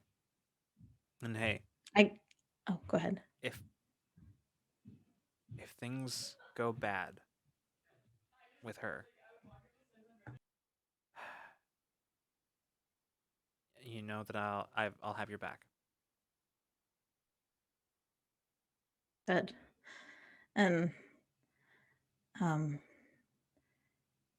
don't expect this to happen, but can never really predict. I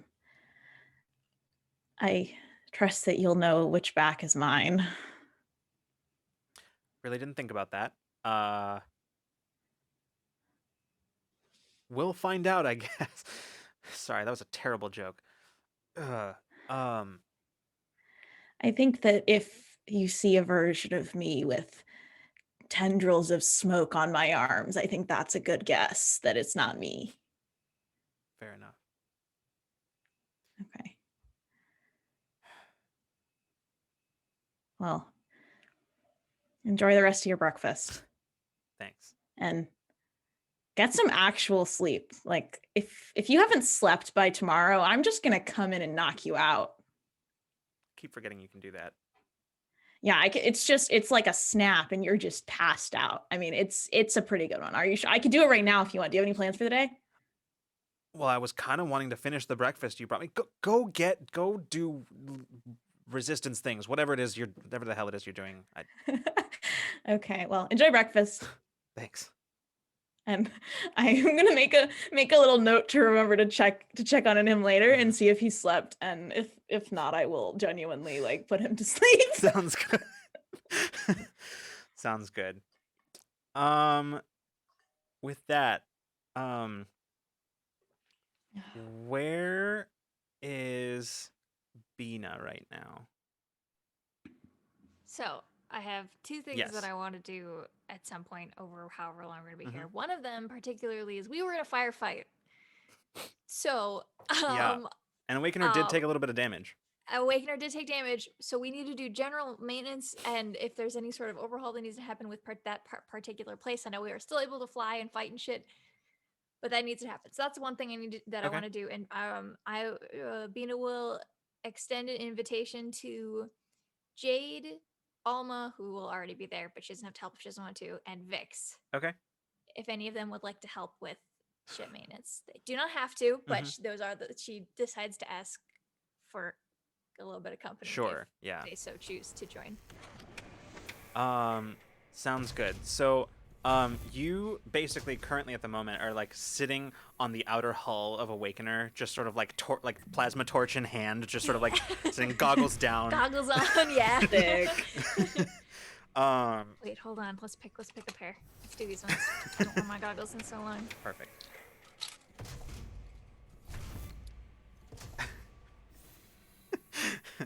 Excellent. Such good Bina goggles. Yeah, you are just sort of sitting there. Jade is just a few feet away with like he's got his terminal up, and like basically directly connected to Awakener's systems. And hold on, I need to find. Yeah. So I'm actually gonna have you make a quick roll. This is gonna be for diagnostic purposes. So Okie dokie. I'm gonna need you to make it's gonna be an intellect task, and the difficulty is going to be 4. Sweet. Mechanic. Yes. So 4.2. Mhm. Do I have an asset from any of my terminal or anything? Do I have any diagnostic? Yeah, diagnostic we'll equipment? say that sort of Jade is serving that purpose right now, mainly because he's the one who's got the terminal up. Sweet. It being particularly difficult for you to manage while also doing any kind of repairs. Yes. I will roll on that. Okay. One difficulty one. Sounds good. Whoops! Don't have any of my dice out. Let's do this. 3 or better. Here we go. 16. All right, great. So yeah, you just sort of lean down and just with like a few quick strokes with the plasma torch, you're able to sort of seal up a couple of micro breaches, basically, that the hull sustained when you got hit by one of the enemy craft. Yeah. Took a bit of a side swipe by one of those enemy craft. Yeah, I would say we didn't get like shot at. No. We got like we collided with something. Yeah. Yeah, yeah. So Oof. yeah, right now you're just sort of doing like some quick patchwork, like sealing up any kind of. I think at some point, Bina does like she talks to herself while she works, and I think while we're like patching up, she does like the little like I'm sorry that this happened. You're like, and it's kind of like there's a little bit of like I piloted just fine. That was the other pilot error. Like the kind of like grumbling to herself and to no one, just like under her breath while she's working. Yeah. It wasn't me, I promise. As you work through the systematic just sort of repairs, it's pretty. You start to fall into a rhythm, right? Where basically like Jade will take pieces of hull to like essentially like hull plating, and he'll like slide it over, put it into place. The two of you spend like a minute or two just sort of adjusting it, and then you go in and seal it up. As you're finishing up, Jade, basically, who is currently like strapped into a mechanic's rig, effectively just lowers himself down over the edge of Awakener and is sort of dangling underneath and looking up. And he looks at it, he calls up, says, "Yeah, no, it all looks good down here. Looks like most of the damage was up there." Okay, good. I think we might be done. Sweet. I'll do one last internal system sweep of just the UI, just the general maintenance, and we shouldn't have to do anything for that. I'll just set it to auto and should be good to go. Okay. Then if you don't mind, I need to go meet Sedona for lunch, so... Yes, go do that thing. Okay, great. And he lowers himself the rest of the way down, unhooks the harness, and you see as he starts kind of like putting stuff away and setting stuff into the toolboxes and stuff, and just wanders away. And as he does, Alma is coming from the other direction, and you can't hear them, but they like exchange like some brief words, and then Jade continues on, and Alma walks over. She looks up at you from the platform down below and says, "How's it going up there?" We just finished. I think I have to clean up maybe a little up here. There's metal scraps everywhere, but it's good as new. I'll give you a hand. Make it go faster. Okay, I'll help her up. Okay, yeah. And between the two of you, you start kind of gathering things up, and she just Sweep, like a little dust sweep, sweep all of the shards off. yeah. Get all my tools. And she glances over at your terminal, which you have currently set on standby for the diagnostic. She just sort of looks over and says, "Do you want me to do that?" Sure, if you want to. Probably Go for it. Probably be faster that way. No offense. Probably. No, you're right. I'm good at many things, but that is not one. And she continues helping you, like pack stuff up. But you Just her brain. you actually see it reflect on your terminal display as it's just sort of like starts very, very quickly running through like diagnostics to the point where like the terminal display at one point can't keep up and just fully shuts down. It just can't keep up. But yeah, it only takes a few minutes for you to collect everything and take it inside Awakener.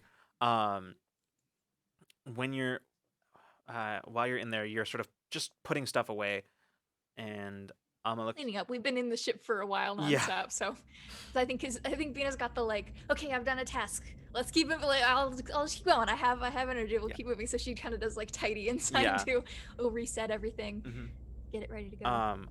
Alma just sort of says, as she's mostly watching you because she knows better than to like get into your in your way with organizing things the way you need them. So- She's just mostly watching and offering commentary from time to time, but she just leans back against the bulkhead and just says,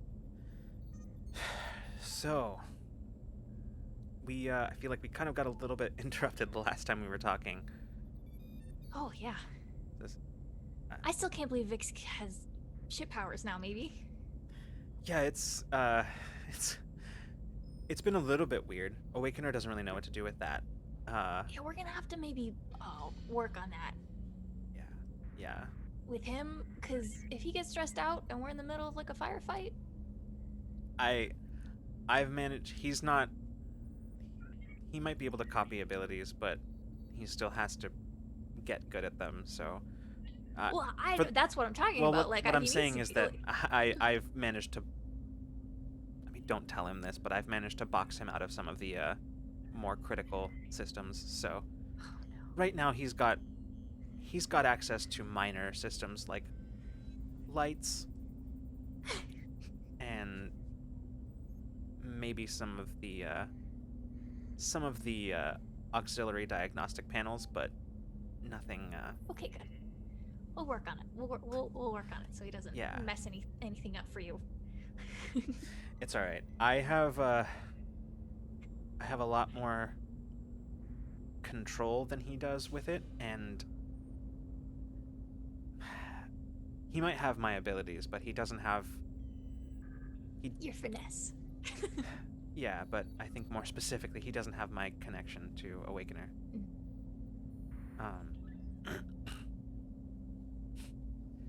She kind of looks around the room and that you're in. She says, "Do you ever wonder where she's from? Where she comes All from? the time. You know, there hasn't really been a time to bring this up, but I don't know specifically where she comes from, but I mean, the whole reason that Silverbreak had me studying her is, well, I mean, it's because they." She grins and just sort of says, "It came through the conduit." the one that they made. Awakener came through. They don't know where she came from. They ran a test and she was just there. Does she remember? No. Or maybe she does and just doesn't want to tell me, but Doesn't want to think about it. That's okay. but yeah. She's a complete mystery. I mean, aside from general build and basic classifications, she's unlike any other known vessel. Where could she have come from? I don't know. That's what they wanted me to try to find out. I didn't get very far before. Yeah. I mean, if it's a man-made conduit, which feels gross to even think about, if I'm being honest. Yeah. And if it's... Did you test the ship material? Like what it's made out of? I mean, yes, Is it still like local? well, Local I don't know like, about quadrant? I don't know about local, but it's made out of familiar materials. Nothing that Okay. What? She could come from a whole other galaxy.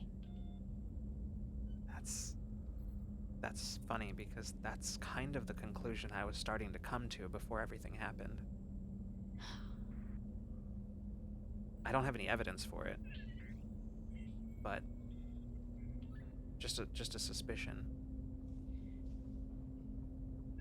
Did she have to come through another conduit to enter a conduit? I don't know. I don't know enough about conduits. We don't know enough about conduits to be able to tell that for sure.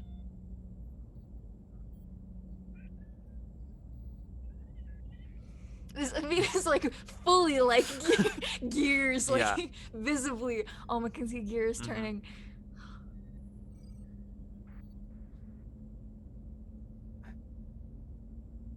I don't know what any of that means, but I feel like we need to find out before they do, right? Or at least keep Probably. them from finding out, even if we don't ever get to know. Yeah, probably. I just don't want them to have nice things. She's our nice thing, and she'll pat the floor that she's sitting. She's like sitting now with like a box of tools in her lap, Yeah. and like pats the floor with all four hands. Alma nods and says, "Yeah. Actually, that I was actually thinking. I kind of came with somewhat of an ulterior motive. I'm all for that. I feel like. Okay, let me back up. I was. How does she feel right now? Bina She's- puts her hand in her hands. She's nervous and a little bit like there's just sort of like a little kernel of excitement.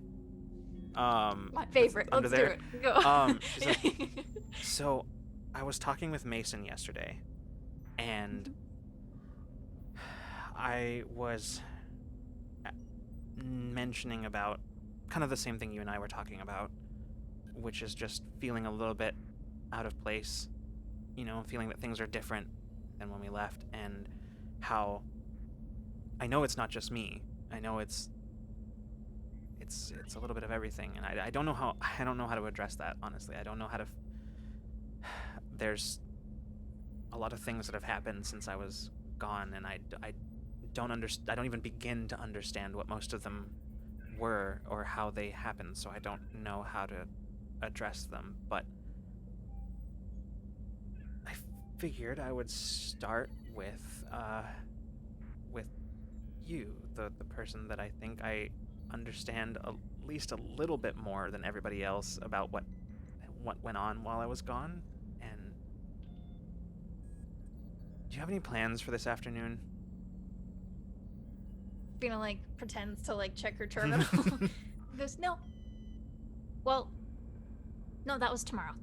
I want to check in with the other teams. We installed the drill yesterday. It's pretty cool, so I want to check on it. But Okay. I should let it sit for at least 24 hours before I go back, because it will probably be the same. Okay. Well, I have something that I want to show you. Try, maybe. I don't really know if or how this is gonna work, but you know what? It's probably better if we just go. But there's one condition. Okay. That she points at the toolbox that you're holding. She says, that and everything else, it has to stay here. Okay. Okay. Okay. You promise? She kicks the drawer closed and empties one of her pockets, which has a spanner in it, and then empties the other one that has 2 other tools in it and sets them on the table. Okay. And just folds all of her hands in front of her and nods. Okay. Follow me. And she. There you go. You follow her as she leads you into the cockpit of Awakener. And as she settles down in the co-pilot seat, she says, "Sit down." And she says, she starts flipping switches and starts activating. You can see that she starts like running the run-up sequence for Awakener as she's flipping through it, and says, "Transferring control to co-pilot station." She says, "Don't worry, I already cleared it with hangar control." And you feel Awakener lift up under you, and you start and starts pulling out of the hangar. Before you know it, you are just sort of skirting over the mountainside, looking down at just the snowy expanse below you.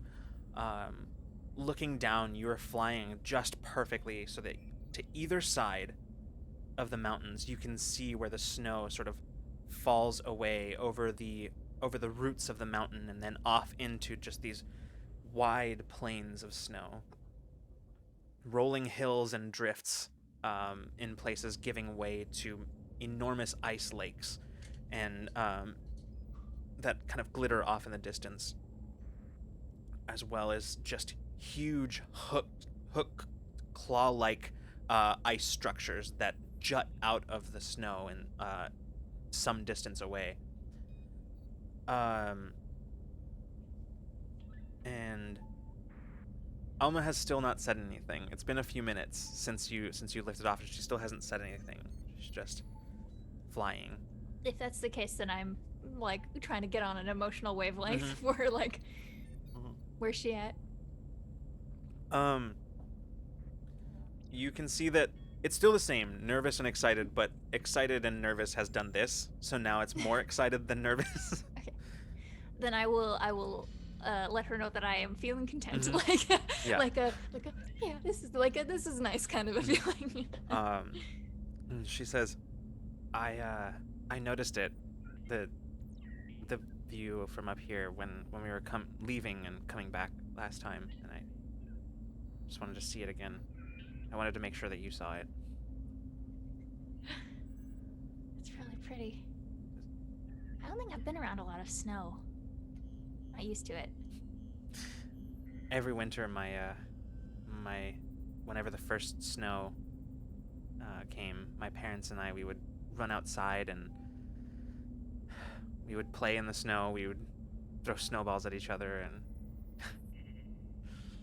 I always wanted to build houses in the snow, and I always made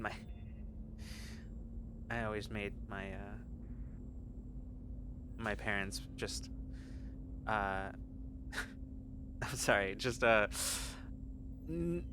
it would always eventually turn to my favorite game where I would play restaurant. So I always made my parents snow food and serve it to them on your 5-star restaurant. Well, they always had great things to say about it, so excellent reviews. She kind of glances down, looking kind of out the forward view screen and looking down to the snow below, and then she looks and says, this isn't really where I wanted to go." She says, I think you'll really like this. I've been doing some research. And you see as you feel as It's Awakener. always a great start Yeah. to something. You feel as Awakener sort of lifts, and you can see as she banks up, and starts making her way towards the atmosphere. As you do, you see, before long, you see as the sky and clouds gives way to the starscape above, and in the distance, you can see as Awakener starts to orient herself once she's in space. You start seeing the nebula in the distance, that starts drifting slowly into your field of view as Awakener repositions. And Alma just sort of leans down and says, "Okay, just calculating a short micro jump. 1 second." And you see as like starlines streak past you for about a second, and then you're back out again. Only this time you're surrounded by just the huge, colorful, gaseous clouds of the nebula. The entirety of the interior of the cockpit is instantly bathed in a series of multicolored lights that just sort of scintillate all over the dash, bathing the whole of yours and Alma's forms in a multicolored swirl.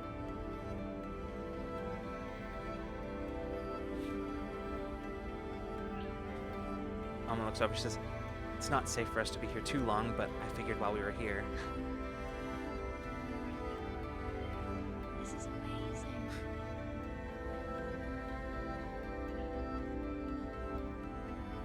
I don't think I've ever been to a nebula just to be in a nebula. She says, "Transferring controls back to the pilot station. Wherever you want to go." We're gonna do some loops.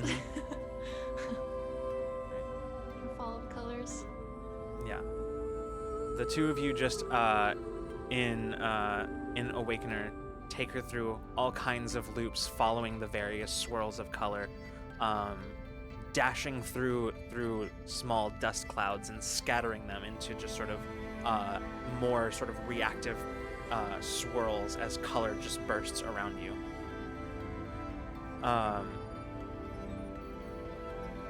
After a while of this, you hear Awakener's proximity alert just sort of go off. And as both of you look down, like instinctually in Alma's case, look down at your readings, she like just lets out a gasp. And as you turn, I think Bina immediately like just grins. I think she knows what it is. Yeah. Already. And you look at Alma, and then look out the forward view screen, and as you do, you see the enormous sort of slightly glowing form of an enormous Duraga that has floated in tandem with Awakener and is now drifting just inside the view of the cockpit. I look over at Alma immediately. Her eyes are wide as she's looking out, just staring at it. And as she... There's a lot of them out here. She says, "I know." And she looks up, and you can see 3 others that are sort of above, just sort of flying in unison with Awakener. And as they do, you can feel as... you can see it as all of them begin to sort of glow, mirroring the color change of the nebula around them. Bina is gonna transfer controls back to Alma, and is gonna put her hands up through the. I know there's hollow screens there, but through the hollow screens onto the front, view window of Awakener. Yeah. And I want to push some color out Yeah. onto some light and color out onto the outside of our hull. Yeah. Match them. Yeah, and as you do, it's actually incredibly easy, much easier than you thought it was going to be, because as you kind of reach for that, you immediately, it's like you get a swirl of, it has to be emotion. That must be what you're feeling, but it's so different than what you're used to experiencing that it's almost overwhelming, but as you reach out and feel the Daraga pod around you, your glow starts mirroring theirs. Like, so on all of your, like, Orzai bioluminescence is sort of flashing, like, multicolored, just like theirs is. On Bina too? Yeah, on that's not the Bina. case, yeah. Yeah. Bina's, yeah, her joints glow the most, Mhm. but yeah, I think there's a little bit of like flecks of like moving light you can kind of see under her carapace that's brightest on her joints Yeah. and stuff. Yeah, matches. Yeah.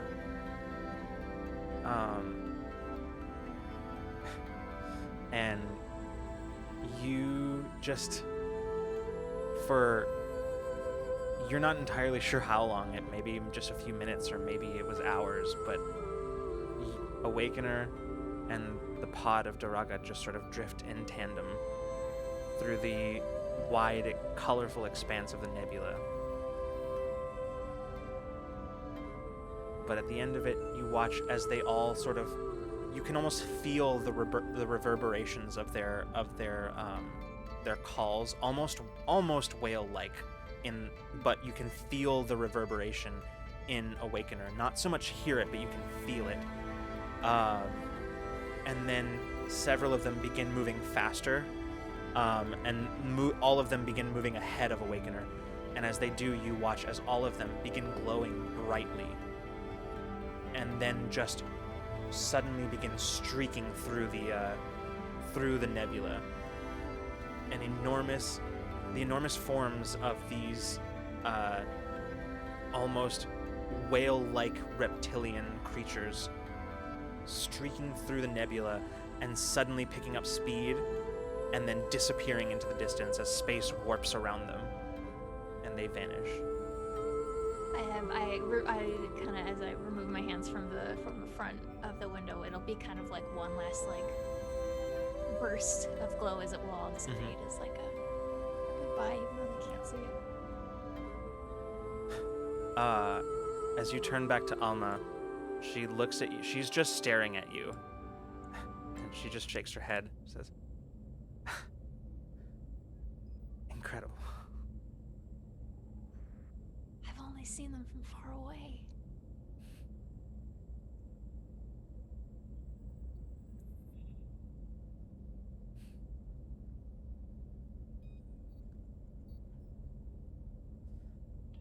And Bina just kind of, I think we'll just turn over to her and say thank you. Of course.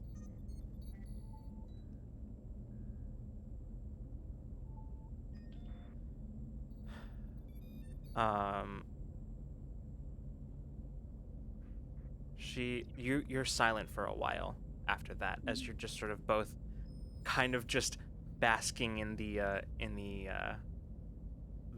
everything, just the sheer overwhelming moment that you just experienced drifting through the nebula. And she, after a while though, she speaks up. She says, there was actually a little bit more that I'm not sure that we have time now, given that we've been out here for a while, but I had an idea.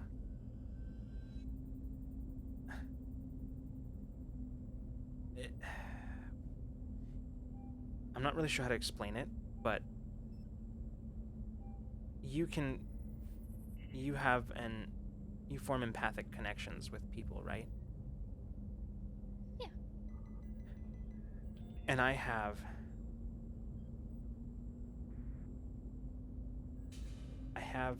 this connection with Awakener. And I was curious, like, sometimes I struggle with being able to explain it. I know sometimes I talk about Awakener as if she's a person, but it's not really the same. When I say that she tells me things, it's not really like that. But I don't really know how to explain it, but I was thinking maybe I could show you. I don't know if it would work, but Maybe. okay. I don't know. I mean, Um, my knowledge of technology and piloting is generally separate from my connection to things, but I mean, I've done weirder stuff. Okay. Here, and she just sort of holds out her hand to you. Immediately, Mhm. yeah. She takes it, and you can feel that her hand is very warm from being like on the controls this whole time, just sort of there. And she says, "Okay, I don't really know how to do this." So Bina will kind of just open up an empathic link to Alma. sure. And you can see Like a very, like, I think more than like there's her passive whatever, but like a very direct, like, try to like a very specifically connect to Alma. Like, okay. I can feel her emotions, but she can feel mine. Like, we'll just Okay. have a two-way street. Yeah. You can see as she kind of like, oh, whew. Maybe that'll help. Okay. And she says, "All right, let me see." And she reaches out to, you can see as she kind of holds her hand out over the controls of Awakener. And you can see that once again, like you can see her eyes kind of go sort of green, and they have that that sort of like almost like a tech overlay over them. As she's sort of reaching out, and at first you don't feel anything except for Alma. But after a little while, you start feeling a little bit warm and a little bit uncomfortable. To the point where it catches you off guard, and for a moment you wonder if maybe there's something wrong with the life support systems. But then you realize that it's not, what you're feeling is not in the ship. And you realize that you're experiencing the radiation from the nebula against your hull. Your skin. No. Your hull.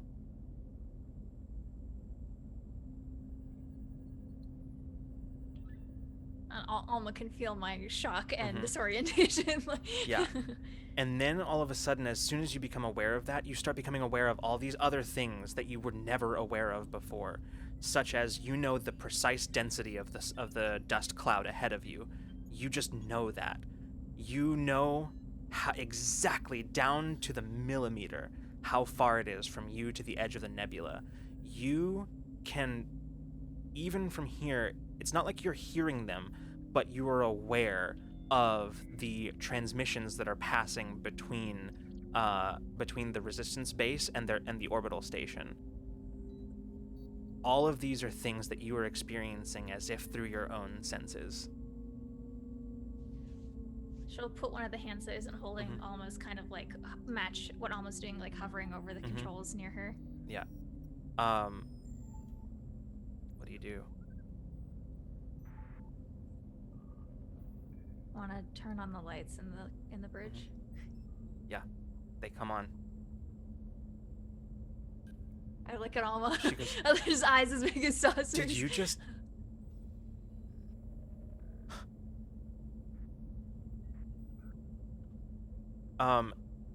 And suddenly, Bina, you feel something that it's at first you think it's from Alma, but it feels weird. And then you realize that you're not feeling it from Alma, but through her. As if basically what you're experiencing is data being transferred through a person, translated, and then sent to you. And what you feel is essentially just the equivalent of like a warm greeting. I think Bina fully like falls out of her chair. Yeah, like, with that, like connection is broken. Like you just fall out of the chair and just fall. Just laugh, like. Yeah. Alma looks at you and just stares open, like wide-eyed at you. She says,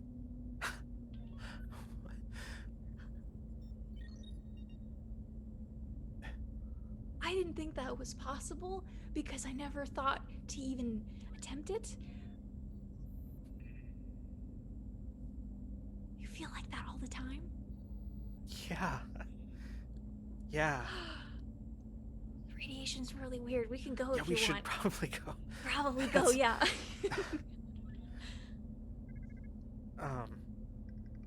That way's the closest way out, though. I know that. I know. And she looks at you like just a huge smile on her face, but like there's this bemused smile, like, I know. She goes to the controls and just takes Awakener, like, Yeah, they're already on. Yeah. They're already on her. Vita's got like her feet up on the chair and is like, just fully, I think, speechless. I don't think she doesn't even know what to do with that. Yeah. And as you're feeling that, you're just feeling your own, like, your own emotions in this moment, like, just sort She of definitely is still feeling like I don't think I've broken the connection, so she's definitely feeling what I'm feeling too. And during this, although I'm not sure that Bina would notice this right now, probably doesn't notice it until much, much, much later, like long after the day is over. And in hindsight, Yeah. yeah. You realize that you're kind of experiencing some, like, Alma's mood has changed. And what you feel is just sort of, it's like a sense of wonder,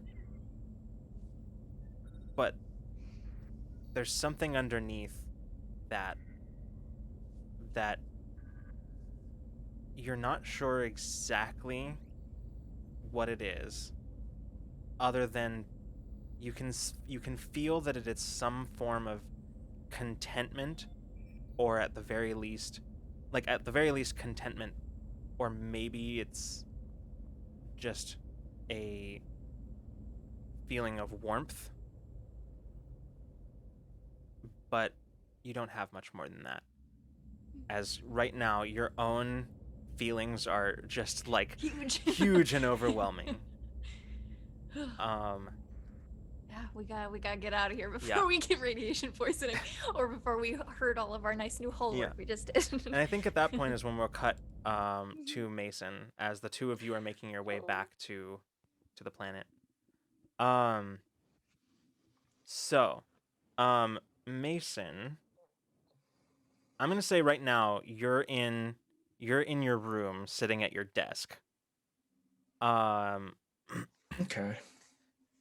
And as you're sitting down with a nice cup of coffee, looking at your desk, you can see that there is a message, one like a personal message that was sent to you.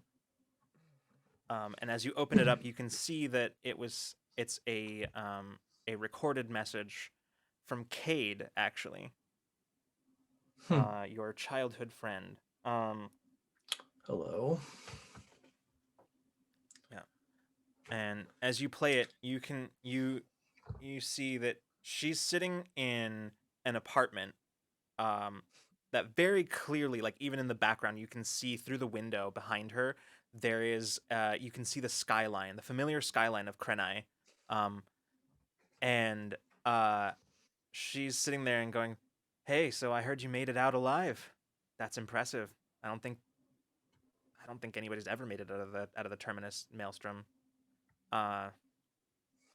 So, I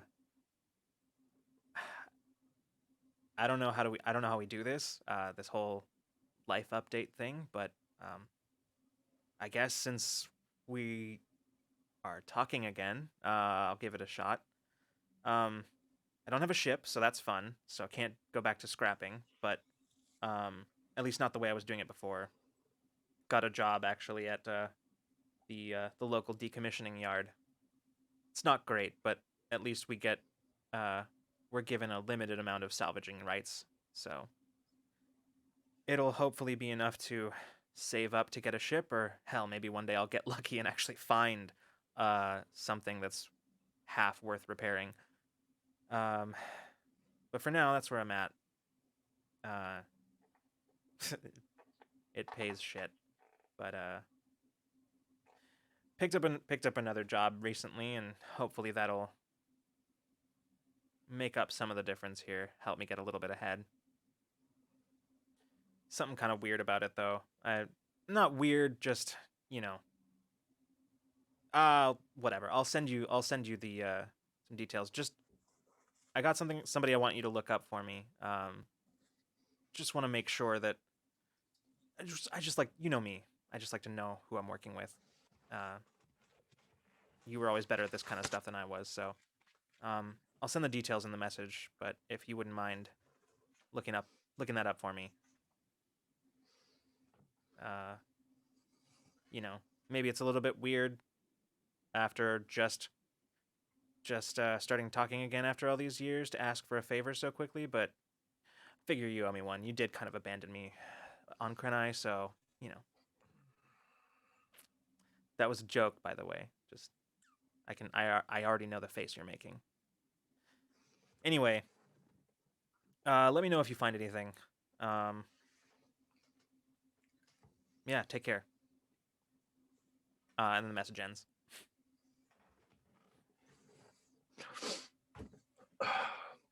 Mason looks to see if that name came in. Yeah, in the same message, like, there is an attached file. It's not a. Oh, sorry. It's not a name you recognize right off the bat. But as you're looking at it, you can tell just at a glance that this is something.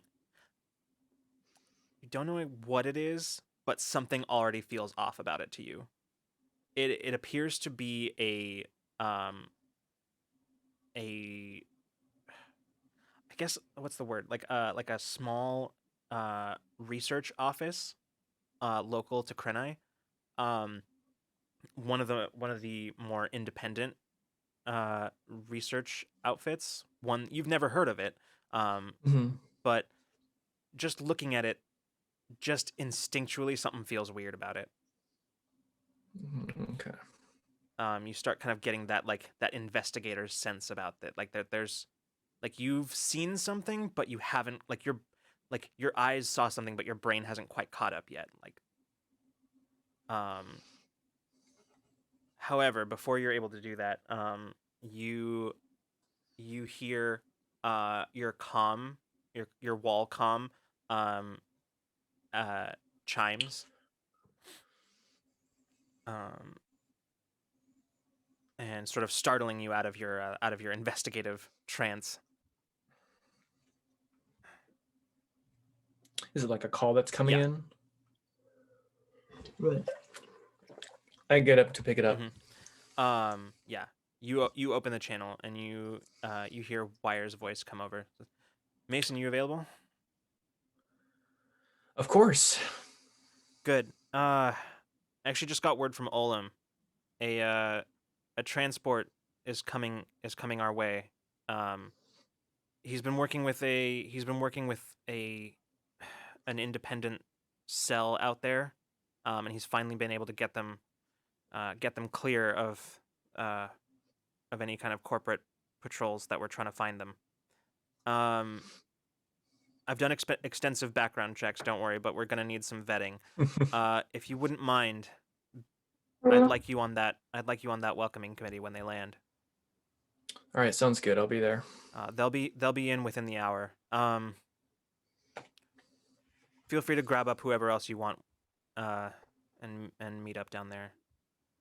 I think I know just the person. All right. Make sure to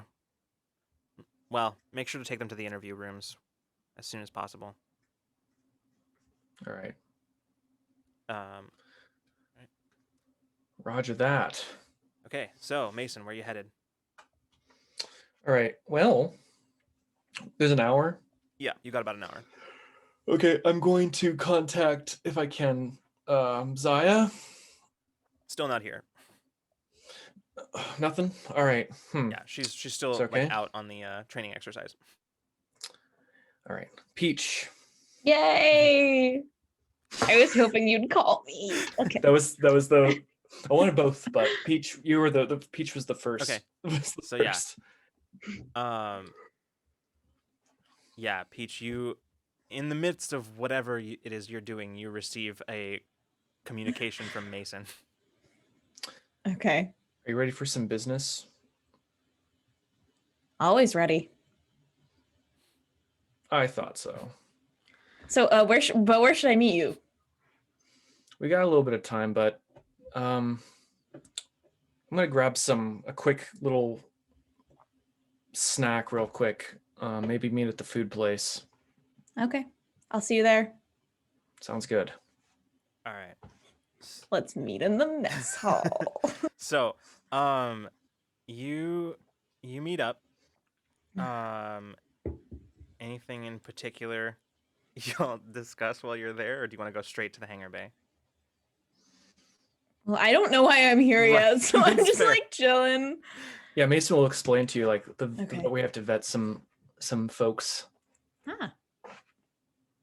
Friendly faces. So this, Maybe. by the way, Peach, is something that you were. Yeah, this is something that I usually do. Well, it's also something that you Yeah. were aware was happening. You just weren't sure how close you were because of the like. This is specifically what Olam has been doing.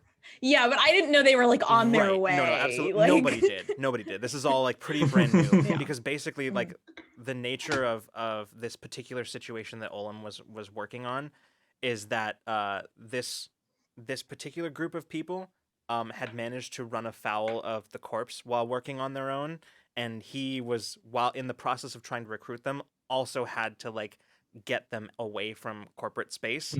And has been struggling with that ever since, and has basically been on like zero communication for about a month now. And now, like, this is the first basically that you hear about this since like the last time that you since the last time you were in communication with Olam. So, that said, let's go ahead and cut to the hangar bay. You can eat on the way. I usually do anyway. So, as you arrive in the hangar bay, Awakener is actually just landing, or I guess has landed already. So, like, you see Bina and Alma coming from Awakener, and very much the like, or as I speak, talking very excitedly, very, very fast with Yeah. Alma. Whether or not she's also talking with her, but like Bina's very in a very high energy. She's very clearly just as excited, but is not skilled in Or as I speak. So it's just getting just getting a couple of like words in every once in a while, and just sort of like. As you see them like rounding the corner. Yeah. You noticed, Bina. You noticed Peach and Mason standing waiting at the on the platform.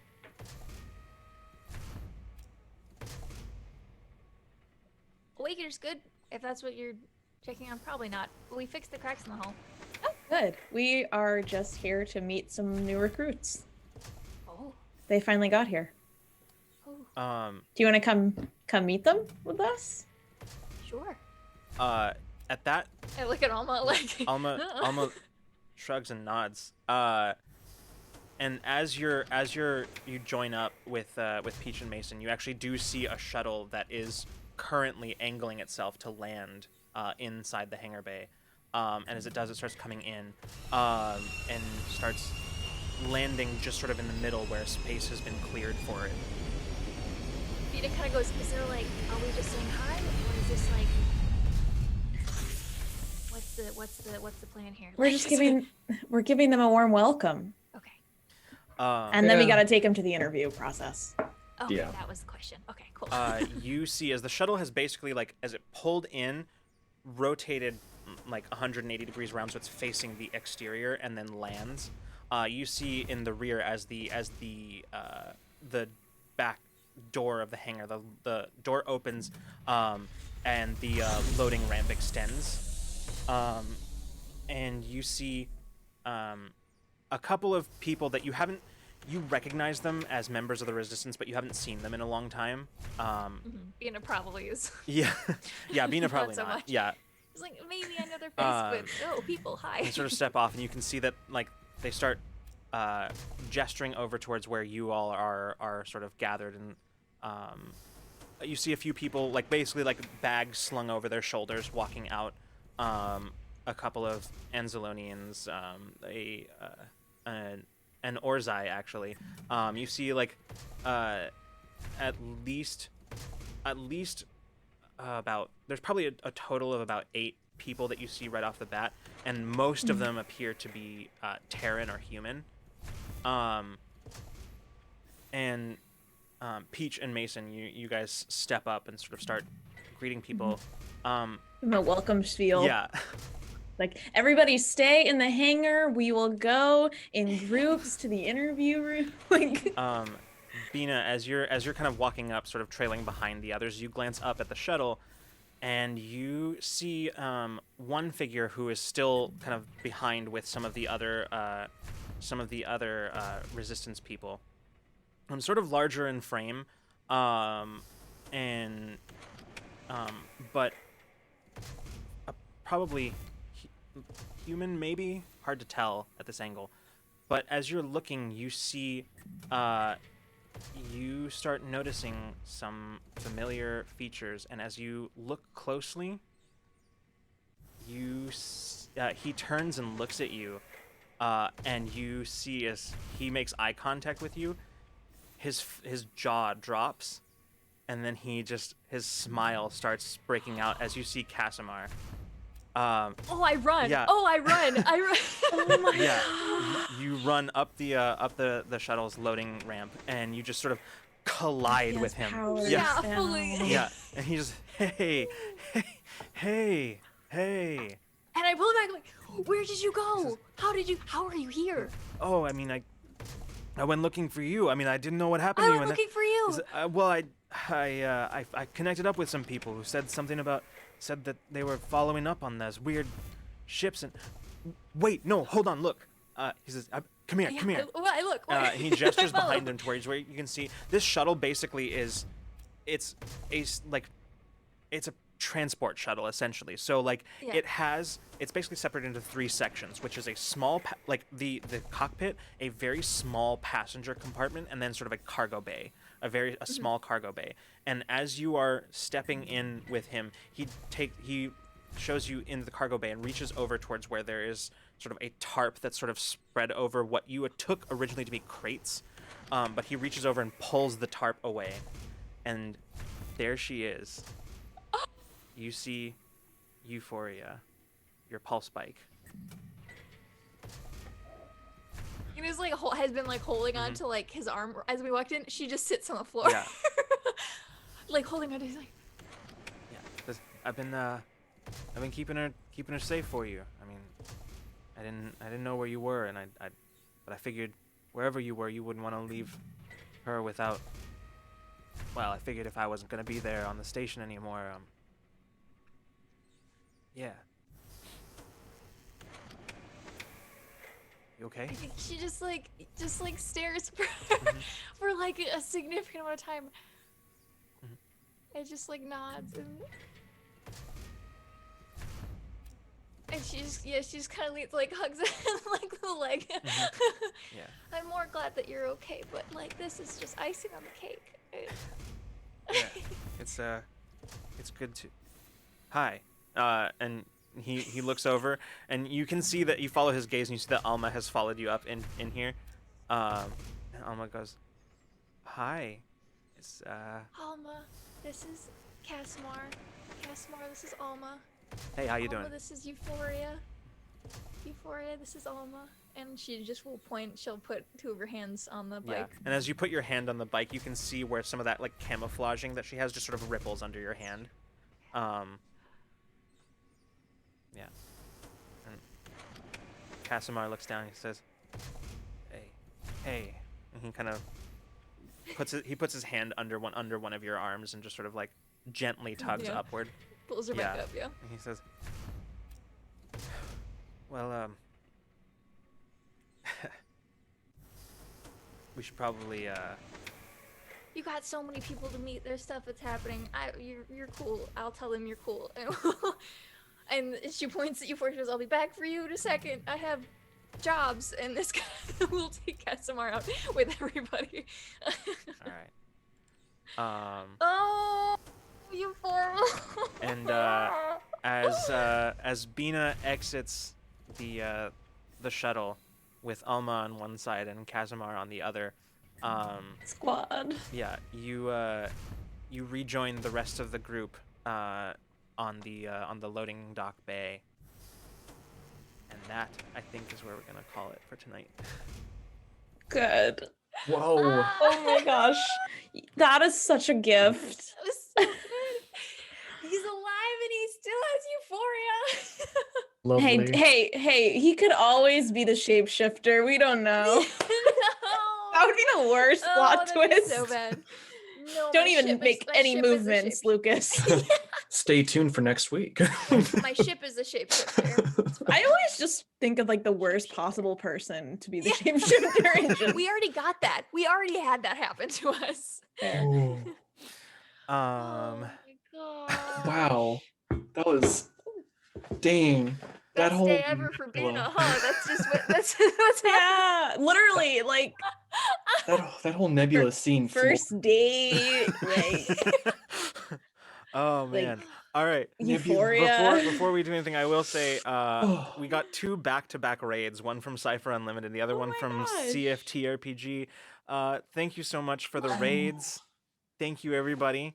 I don't know if anybody sent you the document. That sounds very ominous when I put it that way. The the document. document. But for those of For you the who, quiz those of you later. who are still Yeah. here after the It's gonna raids, be thank you fun. for coming. Thanks for hanging out. And thank you, Freeman. This is Infinite Horizon. This is our Cypher system, sci-fi superhero actual play. If you are interested in what happened but have absolutely no idea what was going on, the document that has been linked with Nightbot in the chat gives you a quick overview of the show and gives you some basic context. But I will say, if you are so inclined and are interested in seeing more or understanding any of this, I've got some options for you. Number 1, you can join us on the Discord, where you can ask questions, and we will all probably answer them at some point. We will answer them as quickly as we can get to it. But there are also plenty of other people who have been following the show for a while who are also able to answer quite a few of your questions, more than likely. So if you're interested in knowing more about what you saw here towards the end of our episode, that's one way you can do it. The other way is you could just watch it all yourself on YouTube, because everything that we have done with Infinite Horizon is available on YouTube. It's also available as a podcast. So you can, if you're more inclined to listening to the audio of an actual play, that's also a possibility. So just a few ways where if you want to know more about what's happening here, those are your best bets. But thank you, everybody, for the raids, for the follows, and of course for just being here and hanging out. Before we go, I want to reiterate a few of our announcements and reminders from the beginning of the stream, which is that starting next week, going through the end of March, we are going to be starting a charity campaign for the Human Rights Campaign. And that will mostly be alongside just our regular programming. So we're probably not going to do any special programming until the very end of the month. So we'll have some minor changes to our regular streams to facilitate donations. But at the end of the month, we will have a replacing Infinite Horizon on the very last day of the month. That's March 31st, which is a Wednesday. We will be having a one-shot of a Mall Kids game set in the Infinite Horizon universe. So basically, space kids in space malls, doing space mall stuff. So that'll be it'll be a totally different cast for that special for the charity stream, and it'll be a lot of fun. It'll be very chaotic. We are intentionally making it so. And there will be some opportunities for chat to participate and perhaps even incite chaos. so that'll be a lot of fun. That's a Yeah, promise. that's a promise. So yeah, that's that. Of course, Ramblemancy, our podcast talk show, where we talk about all kinds of nerdy stuff, is going up on YouTube. So soon, you too will be able to see all of our post-pandemic, like remote Ramblemancy. You'll be able to see it Yeah. and catch up on YouTube.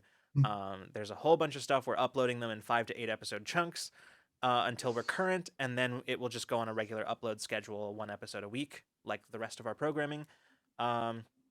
So yeah, that's if you're like me and you like during your morning rituals of like making coffee and making breakfast or whatever, like listening to people talk about things, Ramblemancy is great for that. This Friday, on our guest on Ramblemancy at 7 p.m. Pacific time will be Jake Kyle, a co-founder and co-runner of Q Times. And we'll be here talking about producing streamed content and running dark campaigns. So I'm very excited to talk about these things, just because those are 2 interests of mine, even though I can't say that I've ever had the opportunity or the right group to run a dark campaign with. But I am... Is that not what we're doing in this one? I thought that was the memo. Shit. Not after today's episode. Are you I kidding know. me? This is like This was a very like pure yeah, episode. this was the very like the most wholesome cinnamon roll episode that they're like... Absolutely. Taeyeon wasn't here, so we didn't get any of his angst, Yeah. and I just didn't have him to play off That's of. okay. I just didn't- That's okay. Next week, Drac will be back with us, and there will be plenty of angst for everybody. That's not a promise. It's mostly a joke, actually. That's a threat. That's all right. Let's see. What else was I gonna say? I was gonna say more things, but they've mostly escaped me. So I think at this point I'm gonna turn it over to Freeman, who will take us through the rest of our end of stream stuff. Yeah, end of stream announcements brought to you by Freeman, just me. Ways to support the channel: slap that subscribe. You get some really sweet emotes. Also, we have a Patreon. Gives you access to our tabletop tool chest, our monthly media recommendations. Also, World Builders tier, which is really cool. The audience, you have the means to make things in this world that we plan. We've already seen the Scrapyard Squadron. We've seen a lot of things in the past, but did we just see something tonight that I'm not aware of? Duraga. Oh yeah, the The Duraga were made by the writers. That's yeah, right. By the World Yep. Builders. So we just saw the Duraga. That scene made possible by all of you. Yeah. That scene was amazing. Thank you all for my tears. Wow. Yep. They're beautiful. Yeah. Yeah. Also, there's also character journals in there as well, for our characters and some NPCs as well. Yeah. Of course, if you sub on Twitch, you get a backlog of all those of some of the tiers as well. So that's kind of cool. And are on Discord, as we mentioned earlier. Get on the Discord. We have a coffee where you can check out some of our short-term goals. It helps us with things like music, art, emotes, all those things that make us look professional. So that's good. Of course, the Discord. Don't forget the Discord. It's a great way to engage with the community, and it's a wonderful one, and it's a place to stay apprised of all the announcements. That, of course, and just follow us on Twitter at Rule of Lore. That's another great place to stay apprised of what we're doing and what's going on. And all I can say is go to those channels in the Discord and yell at us for feels crimes, whether they be good or otherwise. And Pleasant or otherwise. Yeah, absolutely. Go to the general chat for your good morning and your good zone. I love it. I love it there. That's what I have. I don't know if I forgot anything. I think that's Today's episode is sponsored by 21 Pilots. Yeah. I think that's the get off the air. It's time to go. It's time to go, everybody. Thanks so much, everyone, for coming and for hanging out with us. Thank you again, everybody who raided, who stuck around after the raids and decided to see what all of this was about. Thank you, everybody who followed during the stream, who subscribed, who gifted subs.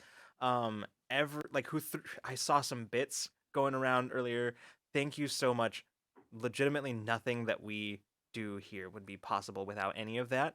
So thank you so much. But yeah, so we will see you this Friday for Ramblemancy, hopefully, where we'll be talking with Jake Kyle. Maybe we'll see you on Tuesday for In Too Deep, our Waterdeep Dragon Heist actual play.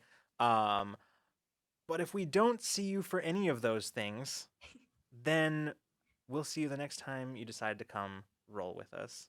Good night and good zone, everyone. Mwah. Good night, everybody.